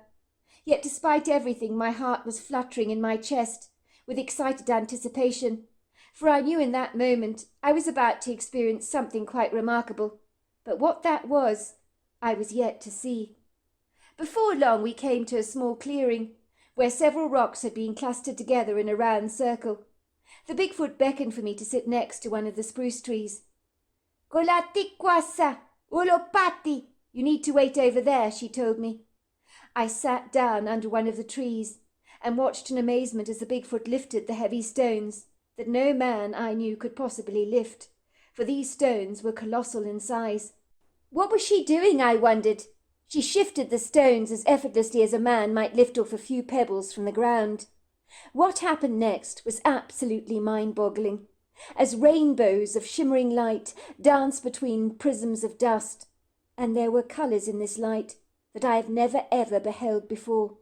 Colours I can't describe to you, because they don't even exist on our planet. I watched as I realized the Bigfoot had opened up a doorway. It was a portal of some kind. And then walking through the portal was Sanchez, the guru from India. He was smiling warmly at me. He looked larger than life, exactly how he was when I met him in India. I was so dumbfounded by what I was seeing. "But what are you doing here, Sanchez? Aren't you in India?" I asked him. "I am in India," he said. "I'm meditating in the square where you met me, but I'm also here with you now. I'm in two places at one time." "But I don't understand any of this. It makes no sense at all to me." "You don't need to understand," said Sanchez, "but you need to accept like you have begun to accept your leg. For this very morning you walked through the wood grove. You realized your leg was an asset, did you not? But how could you possibly know that? It is true. I did engage in those thoughts. But how could you possibly know what I was thinking? I asked Sanchez. I know many things, Mr. Finnegan. Keep doing what you are doing. And I will say this, you are doing very well. I will be back. And with that, he walked into the rainbow of light and disappeared, and the Bigfoot replaced the stones back over what I believe was a portal and a doorway to another world, another dimension. I don't know, but it was something. I don't understand, I said to the Bigfoot. Once again she said to me, Kulakikwa, yukolasi. You are a funny young man. You do not need to understand everything. You just need to accept. She led me back on the trail, and then she was gone from my sight. This illusionary experience was so real. It happened 2 more times to me, until Sanchez told me that it was finished. He was right, for I have now accepted my leg, and no longer regard it as an alien part of my body. I have never seen the Bigfoot or Sanchez ever again, but I have learnt a lot in my life, and it is my peace that I have found, my joy, and it never ever came from material gain. So there you are. That's my story. Wow, what an incredible story. Can you imagine that? Imagine living with something on you, physically, like an arm or a toe or a leg or a finger, but especially something as monumental as a leg, and feeling that it is alien to you and you want to get rid of it, and nobody is willing to remove it for you. And it just seems so preposterous because it is something that for some reason you can't live with. So I did find this an extraordinary story, and what an experience. And it does seem that there are portals and dimensions in this world that we know nothing about, and I think we have to be open to this idea. Dear Sarah, and all your lovely listeners, Richard O'Brien, known to his family as Richie, had been working tirelessly as a gravedigger at the local cemetery for the last 5 years for the Rest in Peace funeral home, where he'd come into his own and gained his own independence, and was the best, most reliable gravedigger the funeral home had ever used. It certainly helped that Richie was very strong, for working on the land had given him a brawny strength that others could dream of acquiring through only arduous workouts and a gym. Let's just say for Richie, it was very edifying living self-sufficiently and managing your own life. And to live in his old grandmother's house that she had left him so generously, after handing the property to Richie in a living will while she was alive, was for him the quintessential cherry on the cake. He didn't have to worry about dealing with solicitors or property surveyors. It certainly made life a whole lot easier when everything was not tied up in red tape. By all accounts, Richie was set in his ways. He enjoyed the predictability and daily routines of life, and certainly did not appreciate change, discord, or disarray of any kind, as it muddied the waters for him. Richie didn't like confusion either. He liked to view life through a clear pane of glass, so that nothing was ambiguous to him. He could not imagine living anywhere else in the world than his grandmother's house, where he'd lived for as long as he could remember. He adored living there. In Richie's opinion, where better in the world could you live than in the heart of the Kentucky countryside, in the part that was more mountainous and remote, with an abundance of indigenous wildlife, and so many trees for company, and Richie adored trees. They made him feel grounded and safe for reasons he could not explain, and in his free time Richie thoroughly enjoyed walking through those lofty trees, breathing in the fresh, crisp air, and being hugged by the generous arms of the natural world. Indeed, Richie loved the rich bounty of nature and the changing of the seasons, and the best part of it all was that the plants, the flowers, the trees, insects and animals did not judge you the way people did. They were so much more accepting and unconditionally loving. When people met Richie for the first time, they would sense he was different. They would usually make a lame excuse about being in a dreadful hurry, and would scurry away, looking at Richie with a wariness in their eyes. Richie knew their fictitious words were never true, The people always pretended to be in a hurry to get away from him. They thought he was stupid, lacked intelligence. It was an excuse, but he didn't care. Richie was not bothered by what others thought of him. If they didn't want to talk to him, then he didn't want to talk to them either. His grandmother had described such people as fair-weather friends, who weren't worth their weight in salt, which she explained to Richie meant, "Just don't waste your time, my darling, with such people, trying to be friendly. There's no point. If they don't want to have anything to do with you, then you don't want anything to do with them either." Richie had loved his grandmother more than anyone else in the entire world, and at least she understood him like nobody else ever had, and had loved him unconditionally, despite his quirky habits and idiosyncrasies. She had not treated him with the abrasive, cruel unkindness and apathetic insouciance his mother had directed towards him, the moment she began to appreciate that Richie was not like other children. His mother had always called him stupid.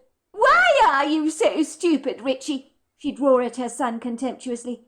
"I should have put you out of your misery when I first laid eyes on you. I knew when you were in my womb that I despised the very sight of you when you were born. That rat that made me pregnant buggered off into the sunset with that floozy Anna Parkington. That phony, superficial man could only ever sire simpletons with his disfigured, contorted sperm," she'd complain.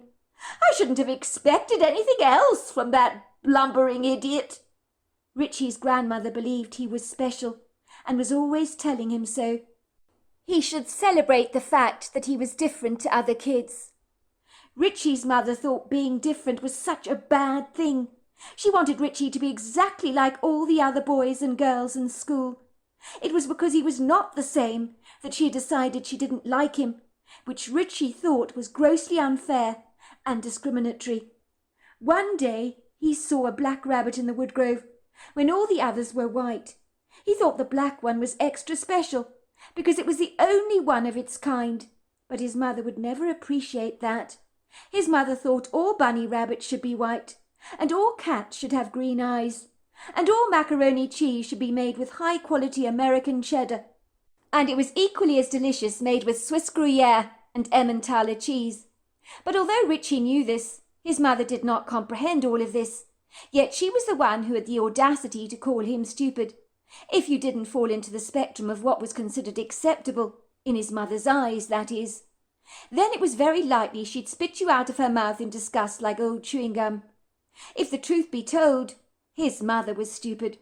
But Richard, being a meek, mellow and serene soul, kept such unkind thoughts to himself, because Richie was not obnoxiously rude like his mother was. Growing up, his mother abandoned him, dumped him on her front doorstep, and said to her mother, "If you think he's so damn wonderful, then why don't you look after him? My boy is away with the fairies. I can't abide having a child like this," she told her mother in exasperation. Richie's grandmother had been furious with her daughter and her lack of responsibility towards caring for little Richie. She was happy to look after her older daughter, as her daughter was normal, but Richie was the burden she wanted to pass on to someone else, like an old sack of sprouting potatoes that she no longer wanted, and would have happily disposed of in the garbage tip, if it was only halfway legal to do so. But dumping Richie on her mother was the next best option for her. Richie would never forget the disquieting way his grandmother had glared at his mother. It had affrighted him. The last time he'd seen that look in his grandmother's eyes, the look that she now was wearing on her face, with her nostrils flaring in indignation, was when two angry, pugnacious dogs in the doggy park were staring each other down, and then shortly after that they began to fight each other. It had been scary to watch, as the two dogs began to attack each other ferociously, without restraint. Every bystander watching the event was screaming out, "Someone help! Someone help!"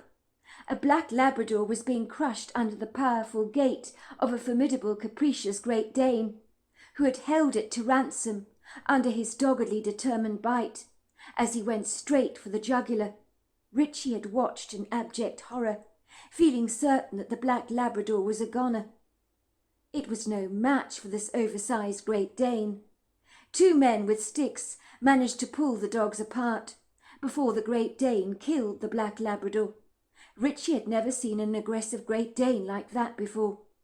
Richie thought that a similar fight might unfold between his grandmother and mother, so he hurriedly looked around for a stick to stop the fight between the two of them. But to his surprise it never became physical, as he had anticipated it would, which was a jolly good thing, because his mother was much stronger than his grandmother. If his mother had attacked his grandmother, she might have had to have stitches like the poor black Labrador. Mrs. Goodman had told Richie that her black Labrador, after that dreadful fight, needed 200 stitches, because that Great Dane had been so aggressive, and because the owner had failed to put him on a leash. Luckily he'd been obliged to pay Mrs. Goodman's veterinary bill. Imagine if his grandmother had needed that many stitches. The thought alarmed Richie. He knew his mother was more vicious than the Great Dane at the park. He had seen her growl before, and it wasn't pretty. Not many things about his mother actually were. People thought his mother, with her golden blonde hair, was attractive, but Richie knew that a very pleasing veneer could be as shallow as an empty pool of water. One day Richie's biological father had visited their home. She had run after him with a baseball bat, calling him a loser. She'd been violent then. He had seen her idiosyncratic behaviour for himself, and some of the ugly words that spewed out of his mother's insanitary mouth were so filthy, Richie had to block his ears to stop hearing them. "I wish I had never ever met you.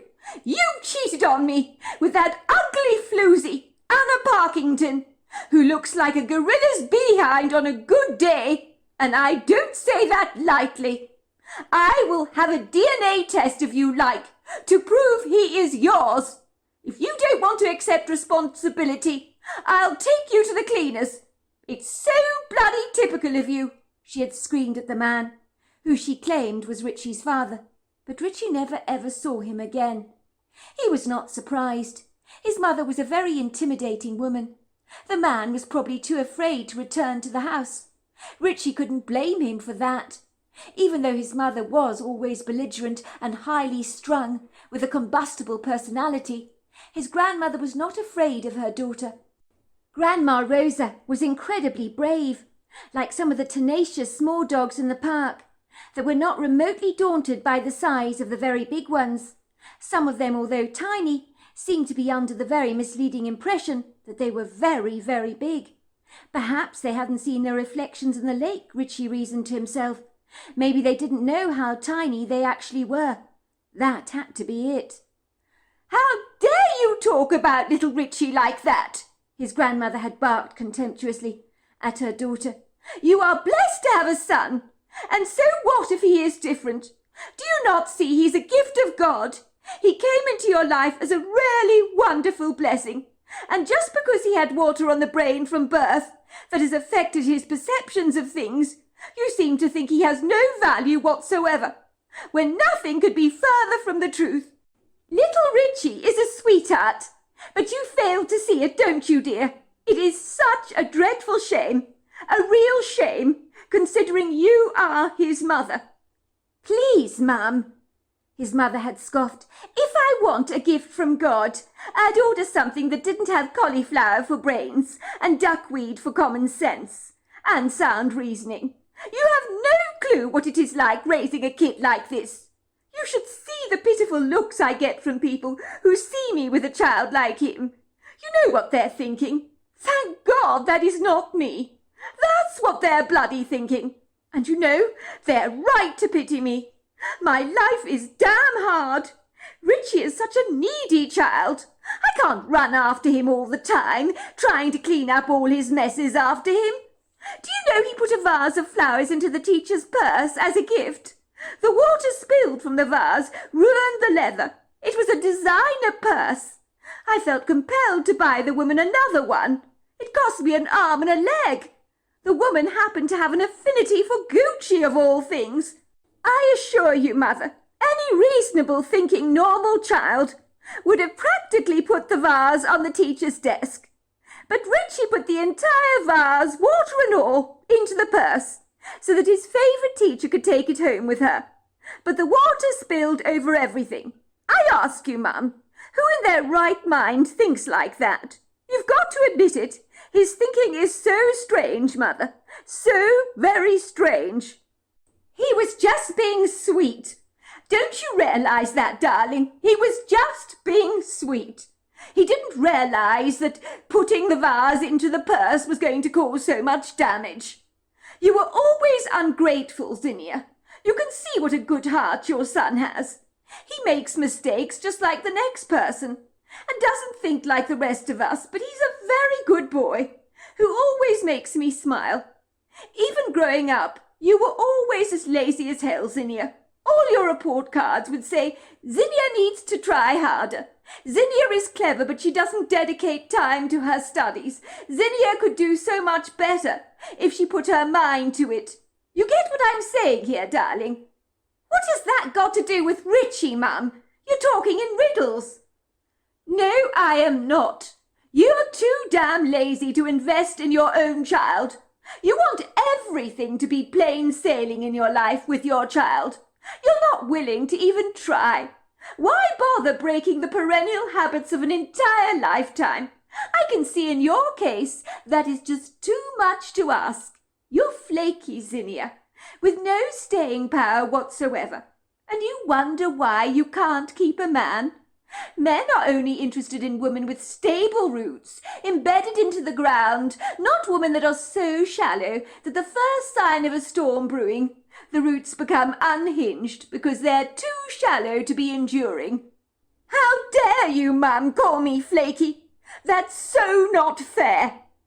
Just because I want things in my life to work out, like I want my car to run smoothly on its gas. I want my alarm to go off at exactly the same time every morning, and for the milk I buy and keep in the refrigerator to remain fresh. What the hell is wrong with that? You're damn right, Mum. I do like to live a synchronized life where everything flows smoothly. I mean, who takes a boat out onto an ocean when the weather is choppy? Not me. I'd never do that. What's wrong with wanting a kid to be normal? That's the problem. Richie is not normal. That water on the brain messed him up big time, and I'm supposed to deal with it. And as far as his father's concerned, he refuses to even admit that Richie is his. I've got far too much on my plate to be dealing with the shenanigans that he brings to the table. I have 2 children. At least my Bonnie is normal. But Richie, he's volatile, unpredictable, like a stick of dynamite. Well, not literally, but you know what I'm talking about. I never know what he's going to do next, Mother. I'm almost watching him over my shoulder all the time, worrying about his very next move. Do you know, 2 years ago, he ran into the middle of the road to direct traffic, having seen the lollipop lady doing it in the pedestrian crossing outside the school gate. He thought it would be fun to do the very same. He so nearly got run over. All the drivers were blaming me for not taking responsibility for my kid. It really sucks, because I can't have eyes in the back of my head all the time. Now you are being dramatic, darling. Richie is a very sweet child. You know he is. You're making him out to be a dreadful monster, when nothing could be further from the truth. Every kid just needs his mother's love, supervision and guidance. But you don't see that, do you, Zinnia? Everything is always about you, revolving around you, and nothing else matters. If your father were alive to see the way you're treating your son, he would be bitterly disappointed with you, Zinnia. Very, very aggrieved. Your father had such high hopes for you growing up. He called you his little flower. He'd be turning in his grave to see you now. Well, it's a jolly good thing then he's not around to see his daughter screw up her life then, isn't it? Said Richie's mother, scathingly, waving her hands up in the air in exasperation and saying, Sorry, Dad! Sorry I let you down by being the world's worst mother on record. Just because my son has special needs and I find him too much to bloody handle. There's no need to be like that, Zinnia, said her mother. Isn't there? If I'm such a bitter disappointment to you, Mother, if looking after Richie is as straightforward as you claim, then why don't you look after him yourself? I tell you what, you take care of him from now on. If you don't, I will personally hand him over to the social services myself. Would you like that for your grandchild? I think not. I want nothing more to do with Richie. He's destroying my life. Even when I bring a date home, they look at Richie and they run a mile. I never hear from them again, Mum, and I understand why. It's one thing to take on a woman with another child, but a child with special needs, well, that is every man's worst nightmare, and they don't want to take that on. And if the boot were on the other foot, I wouldn't either.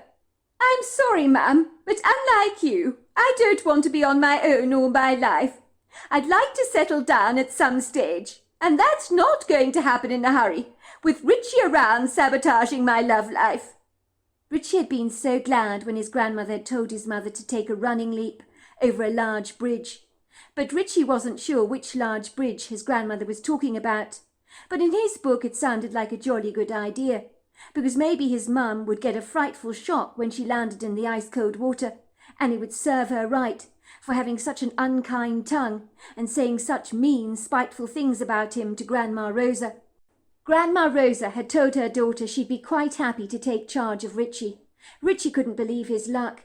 He was now going to live with his grandmother for ever and ever, and he need never see that horrible mother of his again, whom had made no secret of the fact that she despised him, for she told him that every day. Did she not remember she'd told him that again and again? His mother must have a very bad memory indeed, for Richie recounted that his mother had told him 5,023 times that she hated him, because he was so damn stupid. She had told him 1,015 times that she wished he'd never been born, 3,011 times that he was an embarrassment to her, and 4,006 times he was a simpleton with cauliflower for brains. Richie wondered why his mother had told him that he had cauliflower for brains, for in all his intensive research he'd never heard that anyone's brains were made out of vegetable matter. Indeed, from his studies he had learnt that the brain weighs 3 pounds, is about 60% fat, 50% carbohydrates, water and salt, is a combination of blood vessels, cells, nerves, neurons and gyles, and bears no relationship to cauliflower whatsoever. So his mother was definitely not the brightest brick in the block, and Richie decided she must have failed anatomy at school. He giggled to himself when he thought of his mother writing on her anatomy paper that the brain was made of cauliflower. No doubt her teacher would think what Richie already knew, and that was that his biological mother was very stupid indeed. From the age of 10 years old, Richie had lived with his grandmother for 28 more years, but almost days after his 38th birthday, the worst thing happened. His grandmother did not wake up, after a long contented sleep by the fire. He tried to rouse her, but her whole body had slumped to one side, and Richie realized the unthinkable had occurred. His grandmother was dead. He was surprised by how peaceful she appeared. It almost seemed as if she was smiling at him, but her eyes had become glassy, like one of his blue marbles. Grandma Rosa had prepared him for such a time as this, what to do, who to call for help, and so forth. But Richie never anticipated it would be as hard as this, for his grandmother was very precious and dear to him, and without her around it would be awfully lonely. Mind you, he did have his older sister Bonnie around, and she'd always been very nice to him, as far back as their school days, where she had resolutely stuck up for him when the other kids had bullied him. The kids had called him Watermelon Head, because they said he had sugar and water for brains. Everyone at school was bad at anatomy, it would seem, but his sister had stoically supported him. She had told Richie that the kids did not know what they were talking about. "You're clever, Richie. You remember dates, details, stuff like that. The stuff they forget. You're much better at math than they are. You just see the world through different lenses, that's all. But there's nothing wrong with that." Richie had agreed with his sister, and the bullying at school never bothered him in the slightest. It was water off a duck's back as far as Richie was concerned. He never cared about what others thought of him. In the end, the kids quit bullying him, for it really was no fun putting someone apart when they failed to react to being mercilessly teased. Instead, Richie would just laugh with them, which was terribly annoying to the bullies, as the whole point of bullying was to make the person you attacked feel really bad about themselves. But Richie just grinned along with them, as if it was all a hilarious joke. Soon after Richie moved into his grandmother's house, he barely ever saw his biological mother again, and he was glad about that. But he learnt that she had lots of boyfriends. His grandmother told her that his mother had more boyfriends than she had hot dinners, and given the fact that Richie's grandmother had eaten an awful lot of hot dinners over the years, Richie reasoned his mother must be like a bunny rabbit, at it day in and day out. Bunnies were nymphomaniacs, everyone knew that, as was his mother. He privately thought that it would probably be a good idea if she got neutered, otherwise she'd have far too many children she didn't want, that she labelled as stupid, like she had done him. His grandmother always referred to her daughter Zinnia as a silly mare, although Richie didn't think she had much in common with a female horse. Let's just say her two front teeth were exceedingly big like a horse's, and she was self-conscious of her ears because they were very big. She kept talking about having a surgical procedure to have them pinned back, because it would make her feel more confident in her life. "When your mother was at school, they bullied her about her ears," her grandmother had told him. "They called her Big Ears." The house where Richie had lived with his grandmother was simplistic, but it was magnificently comfortable. It boasted stone walls and sash windows. It had high ceilings and huge open red-brick fireplaces, and was incredibly old. Well, that's what she told him anyway. Although in recent years she had made the windows much larger, so you could thoroughly enjoy the outstanding, prepossessing views of the countryside.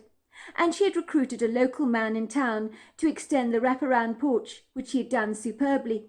And it was kitted out with Adirondack tables and chairs, a pizza oven, a barbecue set, and a rocking chair that his grandmother would sit on warm summer evenings, watching the Milky Way, while she knitted him another one of her famous fisherman's sweaters. Richie loved those sweaters. They were incredibly warm. The best thing about his grandmother's house was it was 2 stories. It possessed an attic and a basement cellar. It was kitted out with vintage furnishings that had been around when his grandmother was a girl, and even some of the kitchen accessories were prehistoric, from butter churners, pestles and mortars, and all manner of iron skillets, ice crushers, bean slicers, cherry pitters, stovetop toasters, spurtles, potato ricers, a pickling crock, and a meat grinder. She told him all these precious things were antiques, which could collect a sizable amount of money, because they were now considered collector's items. Richie liked his bedroom best, although it hadn't changed in 28 years. But he liked his room that way. He never wanted to change a thing about it. He was punctiliously set in his ways. The model aircrafts that hung from the ceiling had been there since he was 10 years old. The collection of Mr. Paddington bears on the one corner of the room looked as good as the day when they were first purchased. He had over 20 Paddington bears. His favourite was Mr. Paddington in a pilot's hat, and Mr. Paddington in a beekeeper's mask. He liked that one an awful lot, as Mr. Paddington did not only enjoy marmalade sandwiches, but honey as well, and he would need to use the mask if he wanted to steal the honeycombs from bees. Richie had also a globe on the antique chestnut desk in the room, and when you ran your hands over it, you could feel all the bumps that represented the mountains, and let's just say the Appalachian Mountains on that globe were incredibly bumpy. Richie liked that fact, that you could run your fingers over the bumps in a second, when in real life you could never ever do that. He loved to check out the unusual places on the globe, with strange names that caught his attention, places he'd very much like to visit one day, like a great explorer, like Christopher Columbus or Robinson Crusoe. One of Richie's prized possessions was his grandmother's Encyclopaedia Britannica collection. He looked at those books hundreds of times over, day after day, and they had been used so much that they were beginning to fall apart. He also enjoyed his vintage car collection on the large display shelf in the corner of his room, where all the cars remained in their initial plastic wrapping upon which they were first bought, which Richie was incredibly proud about. When he took them out of the packaging to examine, he would replace them with the utmost of care, so that he didn't damage the cardboard encasement. If he wanted to sell them, he'd make a lot of money, but Richie never wanted to sell his prized collections of toys and comics, because they were his treasure.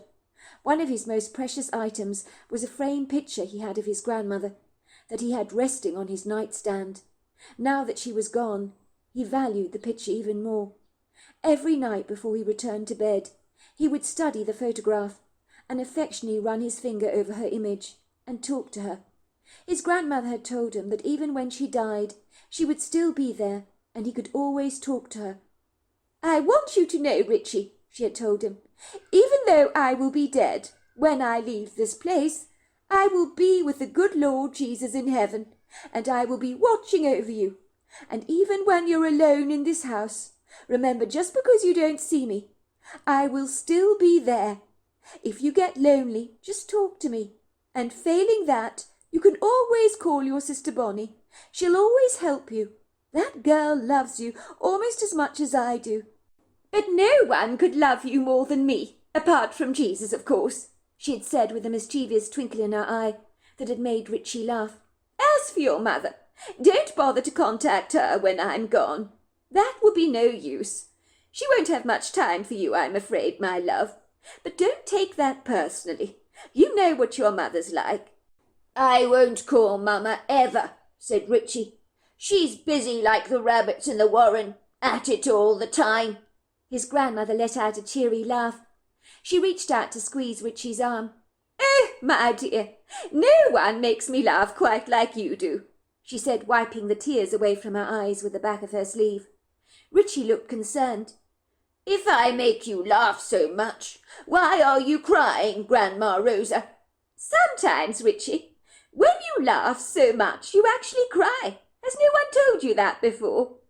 You're a lot like your grandfather. He made me laugh so very much that I would actually cry." "Why did he die, Granny? You never told me." Richie regretted asking the question, for Grandma Rosa seemed so sad. Her eyes clouded over. She wrung her hands so hard, like she did when she was squeezing all the water from the washing. He knew this was his grandmother's self-soothing gesture, which she performed when she wanted to steady her nerves. "Do you really want to know, Richie, how your pops died?" Richie nodded. "I do, Grandma Rosa. I do, but I don't want to make you sad." His Grandma Rosa directed him to sit by the fireside, because it had been a very cold night, and Richie enjoyed sitting by the fire, on the sumptuously cosy wing chair, with Indiza, the big black cat, curled up on his lap. He'd watch the red flame spitting against the dry wood, devouring it hungrily, and he could see the reflections of the fire in his cat's eyes. Indiza also enjoyed watching the flames of the fire, almost as much as Richie did. "I have not told you this before, Richie, because I didn't want to upset you. But there is great evil in this world, very bad evil indeed. I believe a demonic entity was entirely responsible for your grandfather's demise, although others do not agree." Richie's grandmother was a very strong woman in her faith. She was a devout Christian, and was often quoting the scriptures. One of her favourite passages was, "By their fruit, Richie dear, you will know them. If something is good, it produces good fruit, meaning good things come out of them. But if something is bad, it produces bad fruit, and bad things come out of them. A good person is a man or woman of God, and comes from the light. But an evil person knows not the light, is of the devil. He loves the dark, so his deeds are done in secret, because there is no light in him. That's how you know who's who and what's what. Hence the Bible passage, 'By their fruit you shall know them.' A peach doesn't produce thorns, does it? If it produce thorns, it is not good. It needs to be cut down, destroyed, and thrown into the fire, because the tree does not bear fruit. Do you understand what I'm saying, Richie? Because it's the devil." "Exactly right, Richie. Well done. It's the devil. Your grandfather was a very fine man, Richie. I loved him very much, and like you, he would walk for miles and miles every day. Your grandfather, he loved to walk.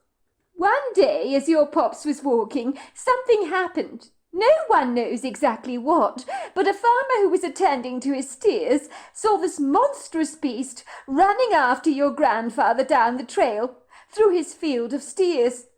The farmer knew your grandfather very well, because your grandfather took the hiking trail regularly through his property. But on this occasion your grandfather was running for his life, and this humanoid creature with the head of a wolf was chasing after him. In the beginning, the farmer's steers did nothing but moved forwards towards the very weird-looking creature, and then all of a sudden they took chase, charging this wolf-like beast like a herd of gallivanting bison over the American plains, beating the ground forcefully hard. Then they trampled this thing to death very deliberately. The farmer said he'd never seen his steers behave like that before. They trampled and head-butted this wolf-like beast with their horns. And unfortunately your grandfather got trampled in the crossfire. But those steers were out for this thing's blood. It was like they were instinctively aware that this thing was grotesquely evil. Even they could sense it. The farmer said that day, "I saw the devil today." There was, of course, nothing left of the wolf-like beast, who had been trampled into mincemeat. Your Pops didn't fare terribly well either. He got caught in the crossfire. The farmer told me he ain't seen anything like that before. Those steers wanted to exterminate this evil. So yes, that's how your poor Pops died. Of course, some people doubted the farmer's claims, thinking he just saw a very large wolf. And given there was nothing left of the body, the poor farmer couldn't prove a thing to anyone. But Farmer Terry was a very reliable man. He'd never make something like this up. He described this menacious beast as 7 foot tall, standing erect like a man, with a wolf-like head and a tail, was the most terrifying thing he'd ever beheld. He was giving your Pops chase, that was for sure. It's a very tragic story, I'm afraid, but bad things can happen to good people. But whenever evil can be thwarted, a good man should always do his best to destroy it. Do you understand that, Richie? Richie had nodded. My grandfather saw the devil. So did that farmer. I'm afraid he did, Richie. He did indeed. It was a very tragic state of affairs. Life continued as normal for Richie after his grandmother had died, but the house with just him in it and Indiza the cat had become a sorrowful place indeed. But the job at the cemetery digging graves for the Rest in Peace funeral home kept him significantly busy and happily preoccupied, so he didn't have to dwell too much on Grandma Rosa's absence. On this occasion he was digging 2 graves side by side each other, for a husband and wife who had been tragically killed on a motorbike they had been riding together. Richie had learnt that they'd been flung off the road on a Harley-Davidson by a passing truck, who had come barrelling out of nowhere, according to witnesses, who described the lorry driver as being drunk as a skunk, which Richie thought was rather strange, as he never knew skunks were partial to alcoholic intoxication, but he was well acquainted with their ghastly smell. On one occasion a skunk had sprayed the side of his bicycle, and he couldn't cycle on it for ages, as a residue of that stench made him want to gag. Richie was always sad when he had to dig a grave for someone, no matter who they were, because he had a very generous, loving heart. And given the tragedy that had befallen this loving couple, he hated to see their lives cut short before their time. But the toughest job of all had been digging his own grandmother's grave a few months before. But he was glad it was him who had done it, for it was a privilege to dig the grave of the most beloved, precious person he'd ever known. Richie would visit his grandmother's grave every day, laying down fresh flowers for his grandmother, who was always very partial to white roses, so that is usually what he brought to the grave twice a week, even though his sister Bonnie said once a week was quite enough. But Richie did not want the roses or flowers to droop. They needed to be always in perfect condition, so he'd place them in a vase and replace them rather regularly. On this particular day, as Richie was attending to a grave, That was when he heard the arguing voices in the cemetery. He discreetly moved towards the sound of the raised voices, which was incongruous to hear in a serene, dignified place of rest. Some people clearly had no respect for the dead. No one should be fighting in a cemetery. Richie peered around a tree and observed the couple more closely. They were certainly engaged in a rather heated altercation. At first he thought the argument was rather benign, but it began to escalate out of control, in a way that Richie never saw coming. "Why did you follow me round here?" came the woman's shrill voice. "I can't believe it! You have a nerve! You have no right to follow me here. I have the right to my own privacy, do I not?" "Because I bloody wanted to know what you got up to, sneaking out of the house all the time, acting so furtively. I have a bloody right to know what you're getting up to behind my back. I wanted to know what the hell you were up to. You had such a suspicious look on your face, which is why I followed you here, and I'm glad I did. I know what's going on here. I'm not stupid. Why you keep buying those goddamn white lilies that were in our kitchen one day, gone the next. I bloody hate lilies. Always have and always will. They're the most frightful flowers known to man," he said, grabbing the lilies from the woman and tearing them apart so they lay shredded across the ground. "Look what you've done, Ryan! You've ruined these lilies! Why would you do that? How can you be so cruel?" said the woman, her eyes clouding up with tears. "You're so damned mean, Ryan!" "Why did I tear up these lilies? Ask me a stupid question, Jeanette, and I'll give you a stupid answer. I know what you've been doing, sneaking behind my back to the cemetery all the time. I can't say that I'm remotely surprised about this. Your late husband is dead. Get that, Jeanette? He's dead.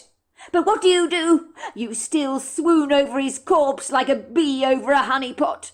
But you never fuss over me like this. No, I'm lucky if I bloody get a look in. You barely notice me these days when I return home from a hard day at the office, slaving my guts out to give you a good life. You're so caught up in your illusional world. Look at me, Jeanette. I'm a living, breathing man. Do you know how pathetic it is to see you behaving like this?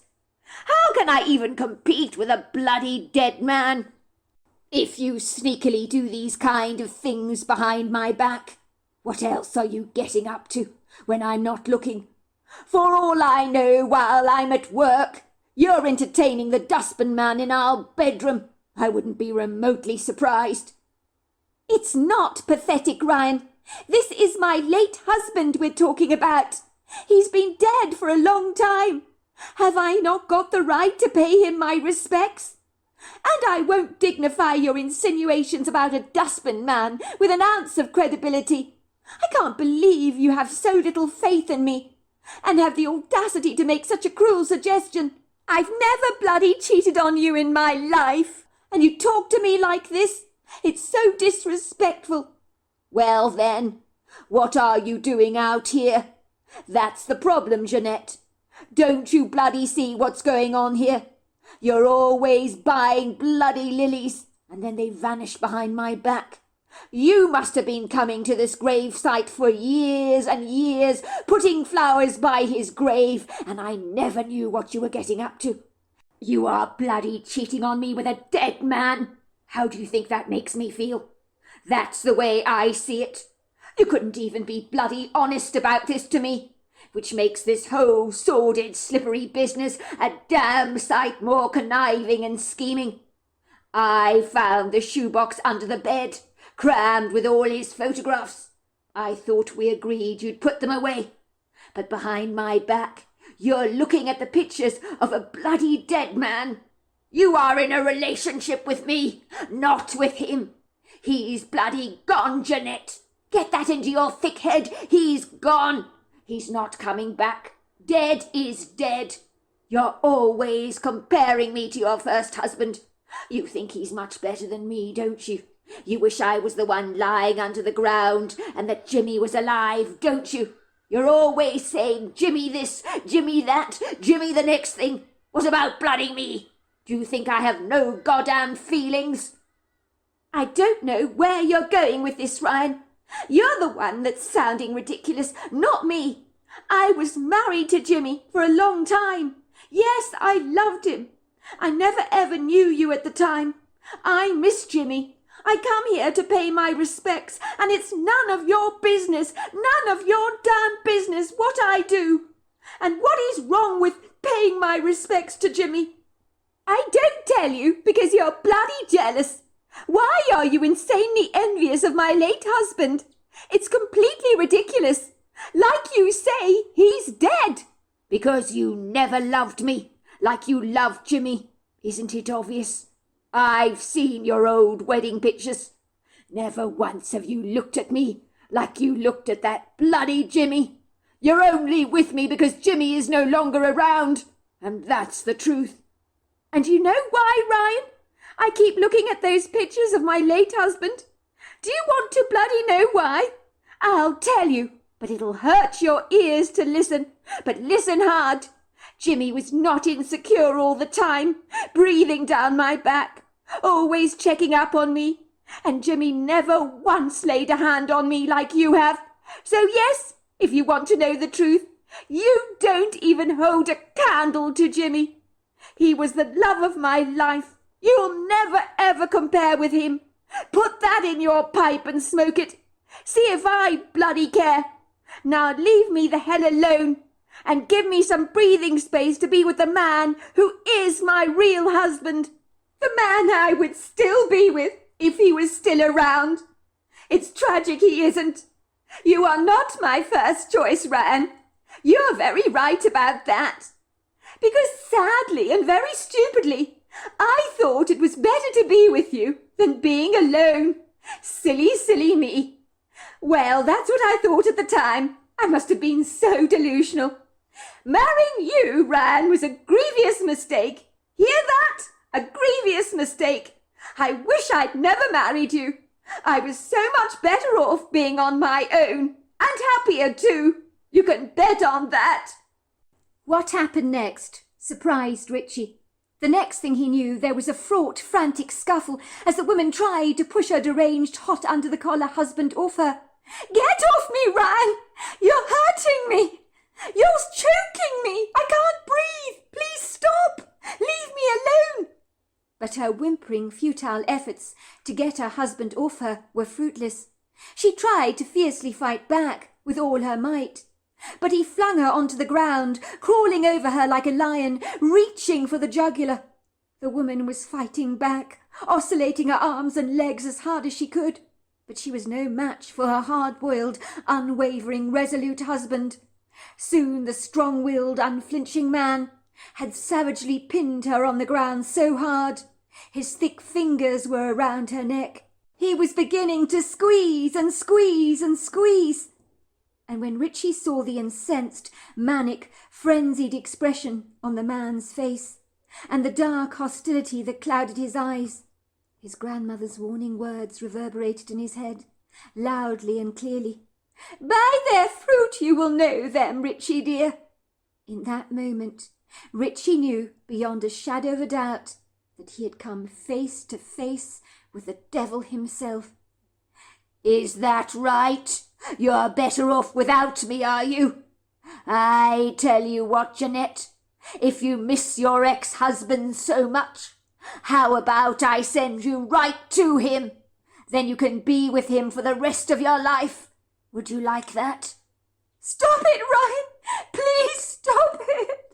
You're hurting me! Get your hands off me! You're choking me! I can hardly breathe!" Well, that's not my problem, is it? You brought that on yourself.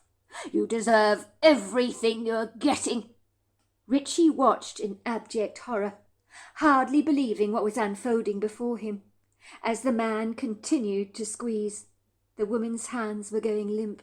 They fell at her side like the arms of a rag doll.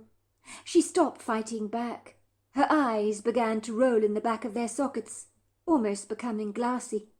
Richie did not hesitate. He ran towards the man, who, much like the Great Dane he'd seen in the doggy park, attacking the poor vulnerable black Labrador, the man was clearly trying to kill his wife. Richie raised up the trowel he used for digging the grave, blasted it across the back of this man's head. He had no time to react. The man fell over, collapsing onto the ground in a motionless heap. For a second or two, Richie thought he was dead, until he saw the rise and fall of the man's chest. For a moment the woman remained very still, and Richie worried it was all too late for her. The devil was lying on the ground concussed, but he had already killed the poor woman. It was all too late, but the woman seemed to suddenly come around from her delirium. She sat up with a start, staring at both Richie and her husband on the ground, with a look of stunned bemusement on her face. It seemed like her eyes were like glass marbles for a while, but as the blood circulation increased, life seemed to return to them. But the woman seemed slow to digest what was going on around her. She had blacked out for a while, and was trying to regain her bearings. She stared vacantly at her surroundings, as if she thought she was caught up in an insidious nightmare, from which she would surely awaken. But soon she realized none of this had actually been a dream. Her husband had really tried to kill her. The woman began to cough and splutter. She clutched her neck, that was clearly causing her a great deal of pain. The angry red tide marks stood out obtrusively. It was likely she'd suffer from extensive, rather horrific bruising. The woman had narrowly escaped certain death. Richie had saved her life. Richie was heartily relieved to see the woman very much alive, but still recovering from the shock of what had ensued. She had not expected the devil to try and kill her. That was the problem with the devil. He was a trickster, and people underestimated how cunning he could be. Richie knew that the woman should not have taunted the devil, because the devil had a very bad temper. Richie was not sure how old the woman was, but she was very pretty, and when she got up from the ground, her eyes were filled with tears. The pretty white sundress she was wearing was now heavily soiled by muddy patches, which was a dreadful pity, because it was a rather nice dress. But the devil never liked white. You could see the flower heads of the white lilies had been cruelly beheaded. They were lying scattered all around the gravesite, because the devil loathed anything light, and white was his worst colour. Richie's grandmother had told him this. The woman staggered awkwardly to her feet, brushing away the crumbs of dirt from her dress. The French plait she had worn was coming apart, and tentacles of loose curly blonde hair tumbled around her face. "Thank you," she said, staring at Richard awkwardly. "He tried to kill me. You saw, didn't you? He tried to kill me." Richie could see the red marks even closer on the woman's neck. They were worse than he imagined, and getting worse by the second. She really was swelling up. She wiped away the tears on her face, staring at her husband's unflinching body in disgust, as if she was looking at a pile of filthy linen that she'd rather discard in the refuge than put into the washing drum on a hot cycle. Richie nodded. "The devil comes to steal, kill and destroy," he told her. "He tried to kill you. You're very lucky the devil didn't kill you. He was very angry. It didn't help you were wearing white. The devil hates white. My grandmother Rosa said he hates the light, and anything white is very bad for him." "Is he dead?" the woman asked, leaning over the body lying on the ground with a level of insouciance. "He's still breathing. Oh, my God! You knocked him out cold. But he's still going to come around soon enough. More's the pity. Just leave him, I say. Leave him here in the cemetery, will you? He can rot in hell for all I care. When he wakes up, I'll present him with divorce papers. I'm going home to change the locks and file a restraining order against him." She kicked the concussed man with her shoe, and then ran through the cemetery to the carport, where Richie could hear her attacking the engine furiously and driving away at a manic speed from the place as fast as she could. The devil could do that to you. He could make people terribly upset. Richie reasoned what he should do. If he left the devil here in the cemetery, he might harm another unsuspecting woman visiting a gravesite, and especially if she was carrying white lilies in her hands. And God forbid if she was wearing white. That would set him off again, into a manic state. Richie reasoned what he should do. If he left the devil here in the cemetery, he might do grievous harm to another unsuspecting woman visiting a gravesite, especially if she was carrying white lilies or roses in her hand. And God forbid if she was wearing white. That would set him off manically. Richard reasoned that an unbridled maniac like this was a dangerous threat indeed. The devil had treacherously come a hair's breadth away from killing his wife. Richie didn't want to personally kill the devil, although it would be a very good thing if he was dead. But Richie hated killing anything. He couldn't even bear to kill a spider or an ant. So he'd do the next best thing. He'd keep the devil chained in the basement of his home. The devil could not harm anyone else that way. He knew his Grandma Rosa would approve of him taking swift action against this menacious evil entity. The thought of defeating the devil pleased him greatly. But after a few days spent in the basement, the situation was getting increasingly worrisome and rather thorny. The immoral, degenerate, ungodly threats being yelled up from the basement had been the most vile, unholy, heinous things imaginable. As his grandmother had said, "By their fruit, Richie dear, you will know them." This man was spitting out thorns and briars. If he were a tree, you'd cut him down at once, turning him into firewood. But it wasn't easy when the devil was made of flesh and blood. "You get me out of here! You take me out of these chains, do you hear me? Who the hell do you think you are? I'll kill you! I'll kill you, do you hear that? You are a monster!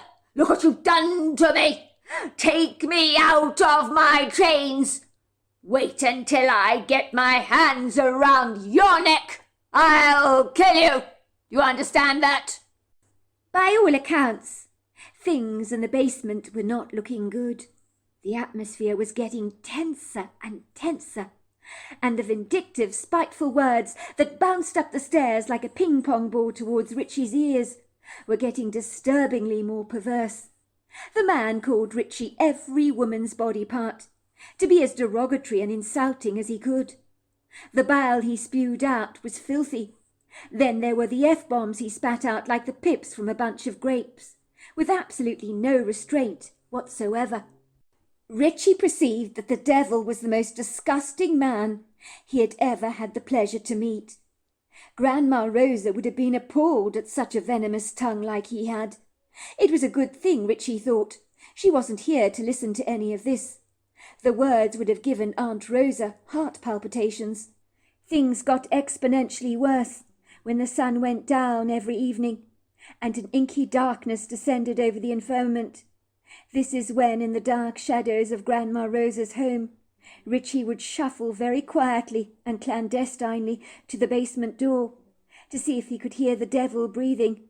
All he could hear was the click and clank of the chain that Richard had used to tie the devil's ankle to the ground, along with the volatile utterances of an extremely disturbed, very angry man, who had murder on his mind, for he kept muttering about how he was going to kill Richie.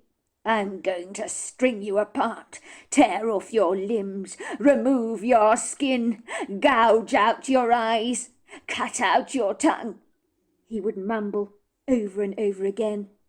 But Richie wasn't afraid of the devil's threats, but he wasn't comfortable hosting such an unpleasant guest in his house, for the devil's darkness had robbed Grandma Rosa's home of its normal congenial ambience. Richie noticed the devil had mentioned his desire to tear him apart was over 1,053 times, which was an awful lot for 2 to 3 days. He knew it was wrong to feed the enemy, but Richie couldn't help himself. He had been taking the devil food and drinks to the basement regularly, giving him a bucket for his ablutions. But he no longer knew what to do about the devil, so he called his sister Bonnie for help.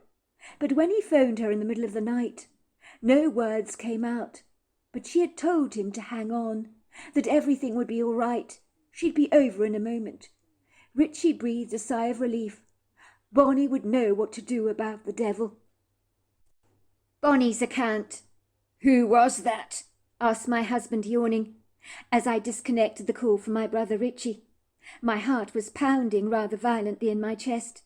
I knew my brother was in some kind of trouble, and my husband was not always desperately sympathetic towards my brother's plight. I shuffled awkwardly out of bed and threw on a pair of jogging pants and a sweater. Where the hell are you going? My husband asked, studying me through narrowing eyes. You're not going out at this time of night, surely? If you must know, I'm going to see Richie. What? Said Earl, looking at me incredulously. Have you lost leave of your senses, Bonnie? Look at the time. It's 1:10 in the bloody morning. You have work in a few hours. You can't just bugger off like this in the middle of the night. You'll be exhausted by the time you go to work. Richie tried to phone me. He couldn't articulate any words when he spoke down the phone. He's in grievous trouble. I know he is. I need to make sure he's all right. When he's like this, something has really upset him. I know my brother very well, you see. For God's sake, Bonnie. Your brother is 38 years old. He's old enough to look after himself. So what if he had water on the brain when he was born? He's managed to live independently very well on his own. He doesn't need you running after him all the time like a nursemaid, mopping up his spilt milk after him. I'm sure whatever is troubling him, he'll manoeuvre his way around it somehow. There is always a way out of any kind of scrape. You know there is. I'm sure it's nothing to concern yourself about. You don't know Richie like I do. He's become much more vulnerable since Granny Rosa died. I need to check up on him to make sure he's all right. My husband groaned, rolling over on his side. If it makes you feel better, do it, he said, throwing the pillow over his head in mock surrender and returning back to his sleep. I was trembling as I climbed into my vulva. I had a profound sense that something was terribly wrong, but what it was, I wasn't sure. My whole body was trembling as I made my way to Grandma Rosa's house, and when I parked my car outside her home, I could see Richie standing there in the arched doorway. He looked dishevelled, and for a man so strapping in size, he seemed slumped over like a willow tree, with a forlorn kind of stoop posture that conveyed to me at once that my brother was feeling overwhelmed. He had been rather like that after Granny Rosa had died, so I knew something had grievously upset him. "What is it, Richie?" I asked, approaching him. "You look as white as a sheet." Richie mumbled something under his breath in a quiet whisper. "The devil," he said. "The devil's in my basement. I tied him up with a chain. He was attacking a woman in the cemetery. He tried to strangle her. I had to save her life and protect any other ladies that came to the cemetery, especially the ladies that bring white lilies. The devil can't stand white. I can't stand him being here a moment longer, Bonnie," he said. "He spits vile, ugly words. I don't like such horrible words in my home. I want him to go, but I can't get rid of him. He might hurt someone. What am I to do, Bonnie?" he asked me pleadingly. I looked at my brother incredulously, hardly believing what he was telling me. He was claiming he'd tied up the devil in the basement of Grandma Rosa's home. My brother was the most gentle soul you could ever hope to meet, and it was unlike him to do something like this. But someone had attacked a woman in a cemetery. My brother genuinely perceived that the man he had tied up in the basement was the devil himself. Richie had no doubt about that in his mind. He thought he was doing something for the greater good of humanity. He had given the devil a mattress to sleep on, food to eat, water to drink, and a bucket for his ablutions, but the man had no gratitude at all. I managed to persuade my brother that I needed to see the devil for myself and to speak with him in person. When I met the contemptible man in the basement, I could see why my brother Richie had concluded he was a devil, for he certainly was behaving like one. He was spitting filth at the two of us, but anyone who'd been chained up for a few days was unlikely to be in a very good mood. The man was incensed. His eyes were like daggers, so round with anger. I'm surprised they didn't pop out of his head. "What the hell is going on here?" said the man, screaming up at me when I entered the room. "You see that man over there? He's deranged. He's crazy. He's a complete fruitcake. He tied a chain to my ankle. He's been feeding me like an animal. You better get me out of here, lady. Do you bloody understand? Or I shan't be responsible for my actions. Get it, you bitch. Get me out of here. What the F is wrong with you people?" "There is no need to speak to me like that, sir. I'm very sorry about your current predicament. I'll let you go," I told him reassuringly. "But you must understand, my brother, well, you know, he's got issues. He's got mental health problems, you could say. But he's a very harmless individual." "Harmless? My foot! There's nothing harmless about your brother." The man spat at the floor in disgust. "Your brother should be locked up. He's insane. That's what he is. He's locked me up in the basement. For bloody what, I ask you? He's deluded. He needs to be taken to a mental institution and locked up. What the blazes is wrong with him? I've been here for over 3 days." "It's not the end of the world, sir," I told him. "I'm very sorry this happened to you, but my brother told me what you did. You're lucky you're not being in prison charged for murder. What my brother told me you did to your wife is insane. I'll make a deal with you. If you say nothing to the police about my brother taking you prisoner in his home, I won't say anything to the police about the woman you tried to kill. Your wife, I believe it was." "Your brother is a bloody liar. I'd never tried to kill my wife. We had a minor disagreement, that's all. And the next thing I know, your bloody brother attacks me with a trowel for no reason at all, hits me on the back of the head. I woke up here, not knowing where the hell I was. How do you think that made me feel?" "I've known my brother for over 38 years. Granted, he thinks differently to most people, but he has the kindest heart. And one thing I know for sure, he's never told a lie. If he claims you tried to kill your wife, I believe him. He won't exaggerate things. He never has and never will. I will back him up in a court of law. So do we have a deal or not?" The man was spitting with rage and cursing, so I began to walk away. "I see you can't be reasoned with, sir," I told him.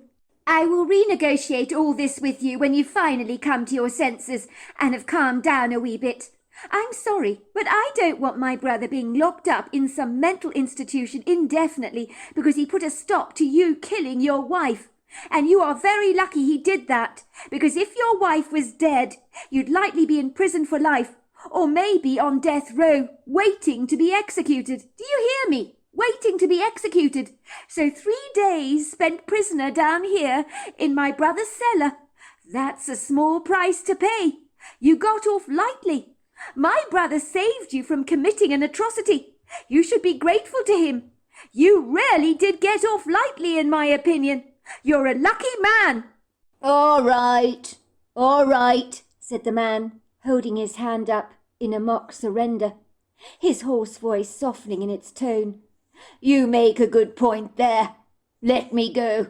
We'll say no more about this, shall we? You have your deal, lady. I'm a reasonable man. Get me the hell out of here." I studied him curiously, not knowing whether I could really trust him or not. Was I making the right choice, setting him free like this? But he couldn't stay in my brother's basement indefinitely.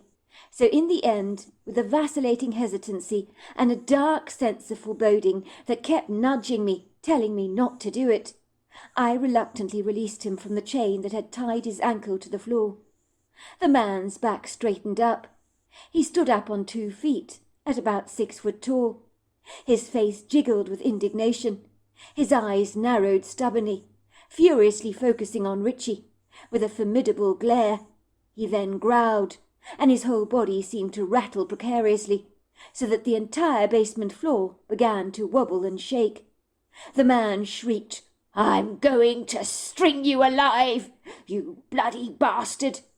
Then there he was, savagely making a direct beeline towards Richie, and with a belligerent, murderous, rabid look that was as manic as a charging bull elephant, I knew Richie was living on borrowed time, for the man had picked up the fire poker that Richie had left on the ground, so it was easily accessible to him in an adverse situation, should this devil get out of hand.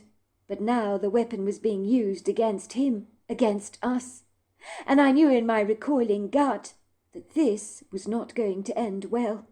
What on earth had I done? I should not have let this man go without a sensible supervision of some kind. He was bubbling over like an inferno. In truth, he looked homicidal and bloodthirsty, like a wild animal that I had unwittingly unleashed into Grandma Rosa's home. I was in no doubt this man was capable of committing murder in cold blood. You could see it so clearly on his face. He was screaming at my brother. All kinds of dreadful insults, filthy words just popped out of his mouth unapologetically.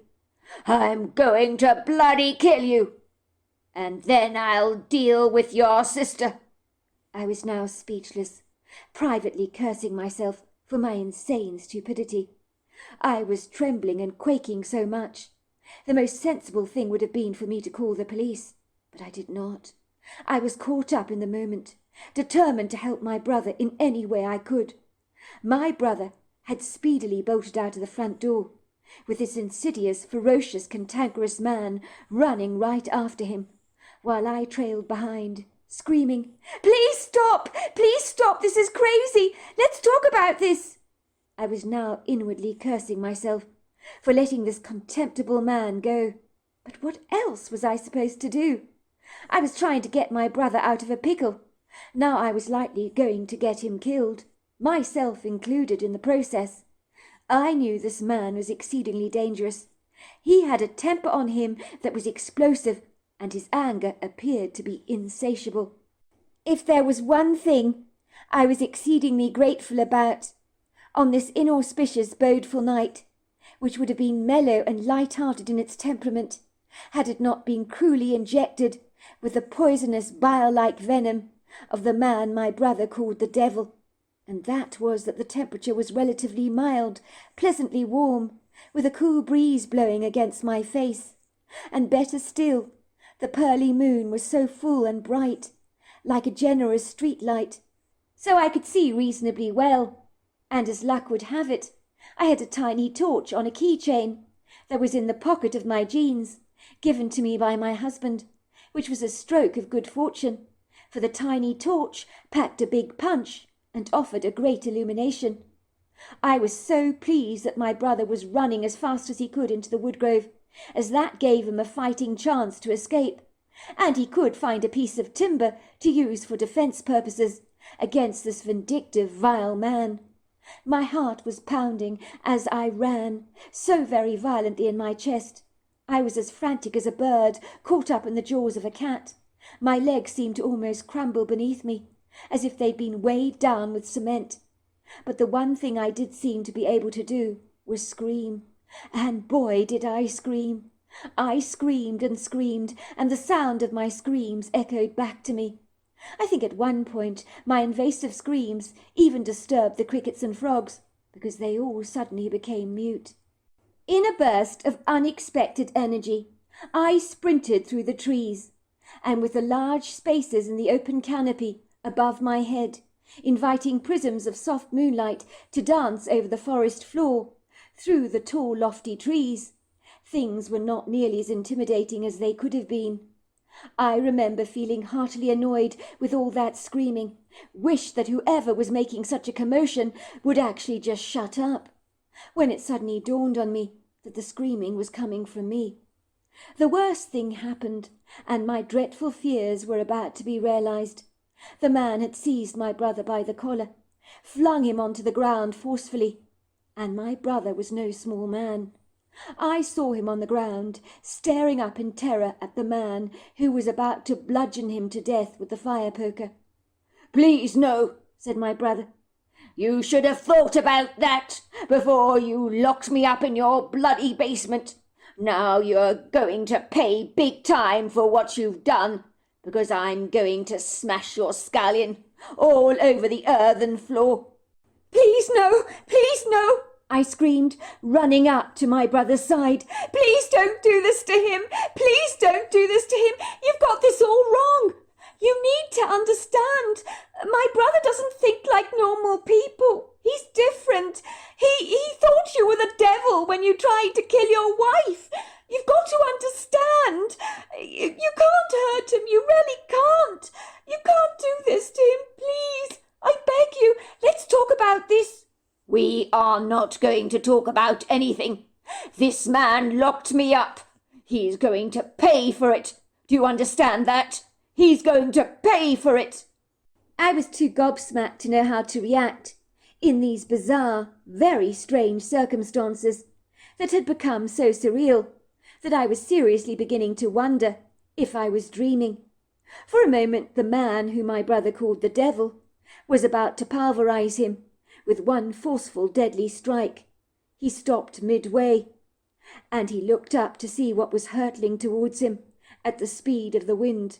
And that's when he saw the giant, hairy humanoid thundering towards him.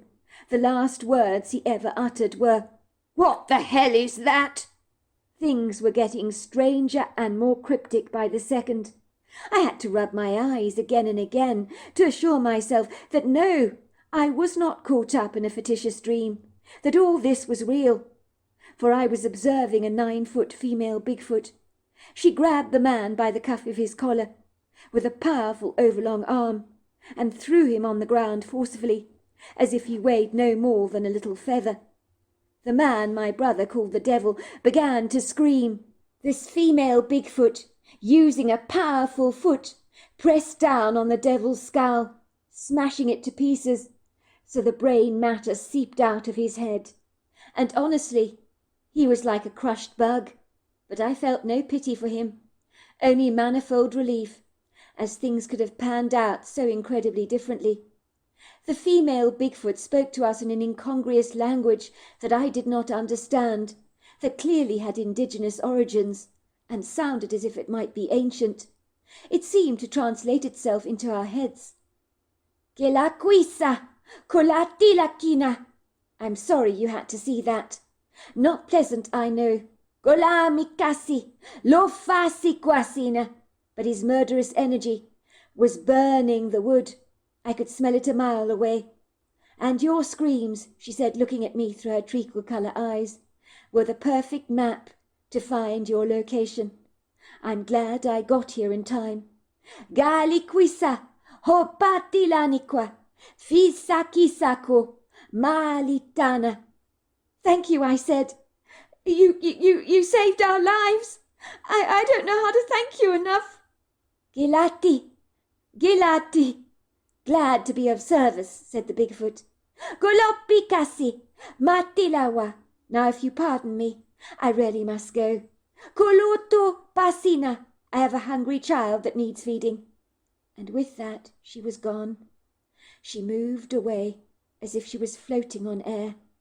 And I found myself wondering, did that really just happen?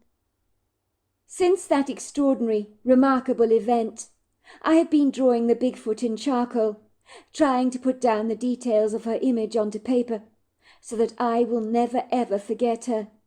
She was about 9 foot tall, possibly even taller, with a distinguished human face, and a robust, powerful build. But it was those twinkling eyes that were so incredibly beautiful, that I shall never ever forget. When people see the picture I've drawn, they say to me, "You'd think based on this, you really have seen a Bigfoot before. Your work is amazing." I never tell them it is because I have seen one. When you have an idiosyncratic encounter like this, that touches you to the quick, you'd be surprised to learn that you really don't want to tell anyone about the experience. It is so deeply personal, so magical, incredibly spiritual. Even my brother remains mute about the subject, but he believes the Bigfoot was an angel sent by Grandma Rosa. As for that horrible duplicitous man, his body was recovered. People assumed he'd been mauled by a bear. But I know different, and you do too. And in my opinion, that man may not have been the devil, but he certainly was related to him in some way. So there you are. That's my story. Well, wasn't that the most fabulous story? And I felt so much for Richie with his learning difficulties. And he had this incredible ability to count how many times you said something, and a remarkable memory. In fact, I have to tell you, I have a cousin of mine who has the ability. He's got a learning disorder, and he will be able to tell you dates that you would never remember, dates when this happened and dates when that happened, because that side of his brain has been actively stimulated. So he's brilliant in that regard. And you can see that Richie had a similar talent. He, could see things very differently through very different eyes. And in his opinion, this man attacking the woman was the devil himself. And in many ways, judging by the man's behaviour, he certainly was a devil. And I don't feel too much remorse for him being crushed to death by that Bigfoot, because it sounds like those two people would not have got away with their lives if he had had his way with that fire poker. So there we are. That's the story. I look forward to hearing your reviews. I think it was fabulous. Well, hello there. I hope you enjoyed the Omnibus edition. We've got many more coming our way for you to listen to. Sending you love wherever you are in the world, in North America, Canada, Kenya, wherever you may be. I send you lots and lots of love. Thank you for listening to my Omnibus, and I really do hope you enjoyed it, because that's the whole idea about it, is to give you some interesting stories to listen to. So until next time, goodbye and good night.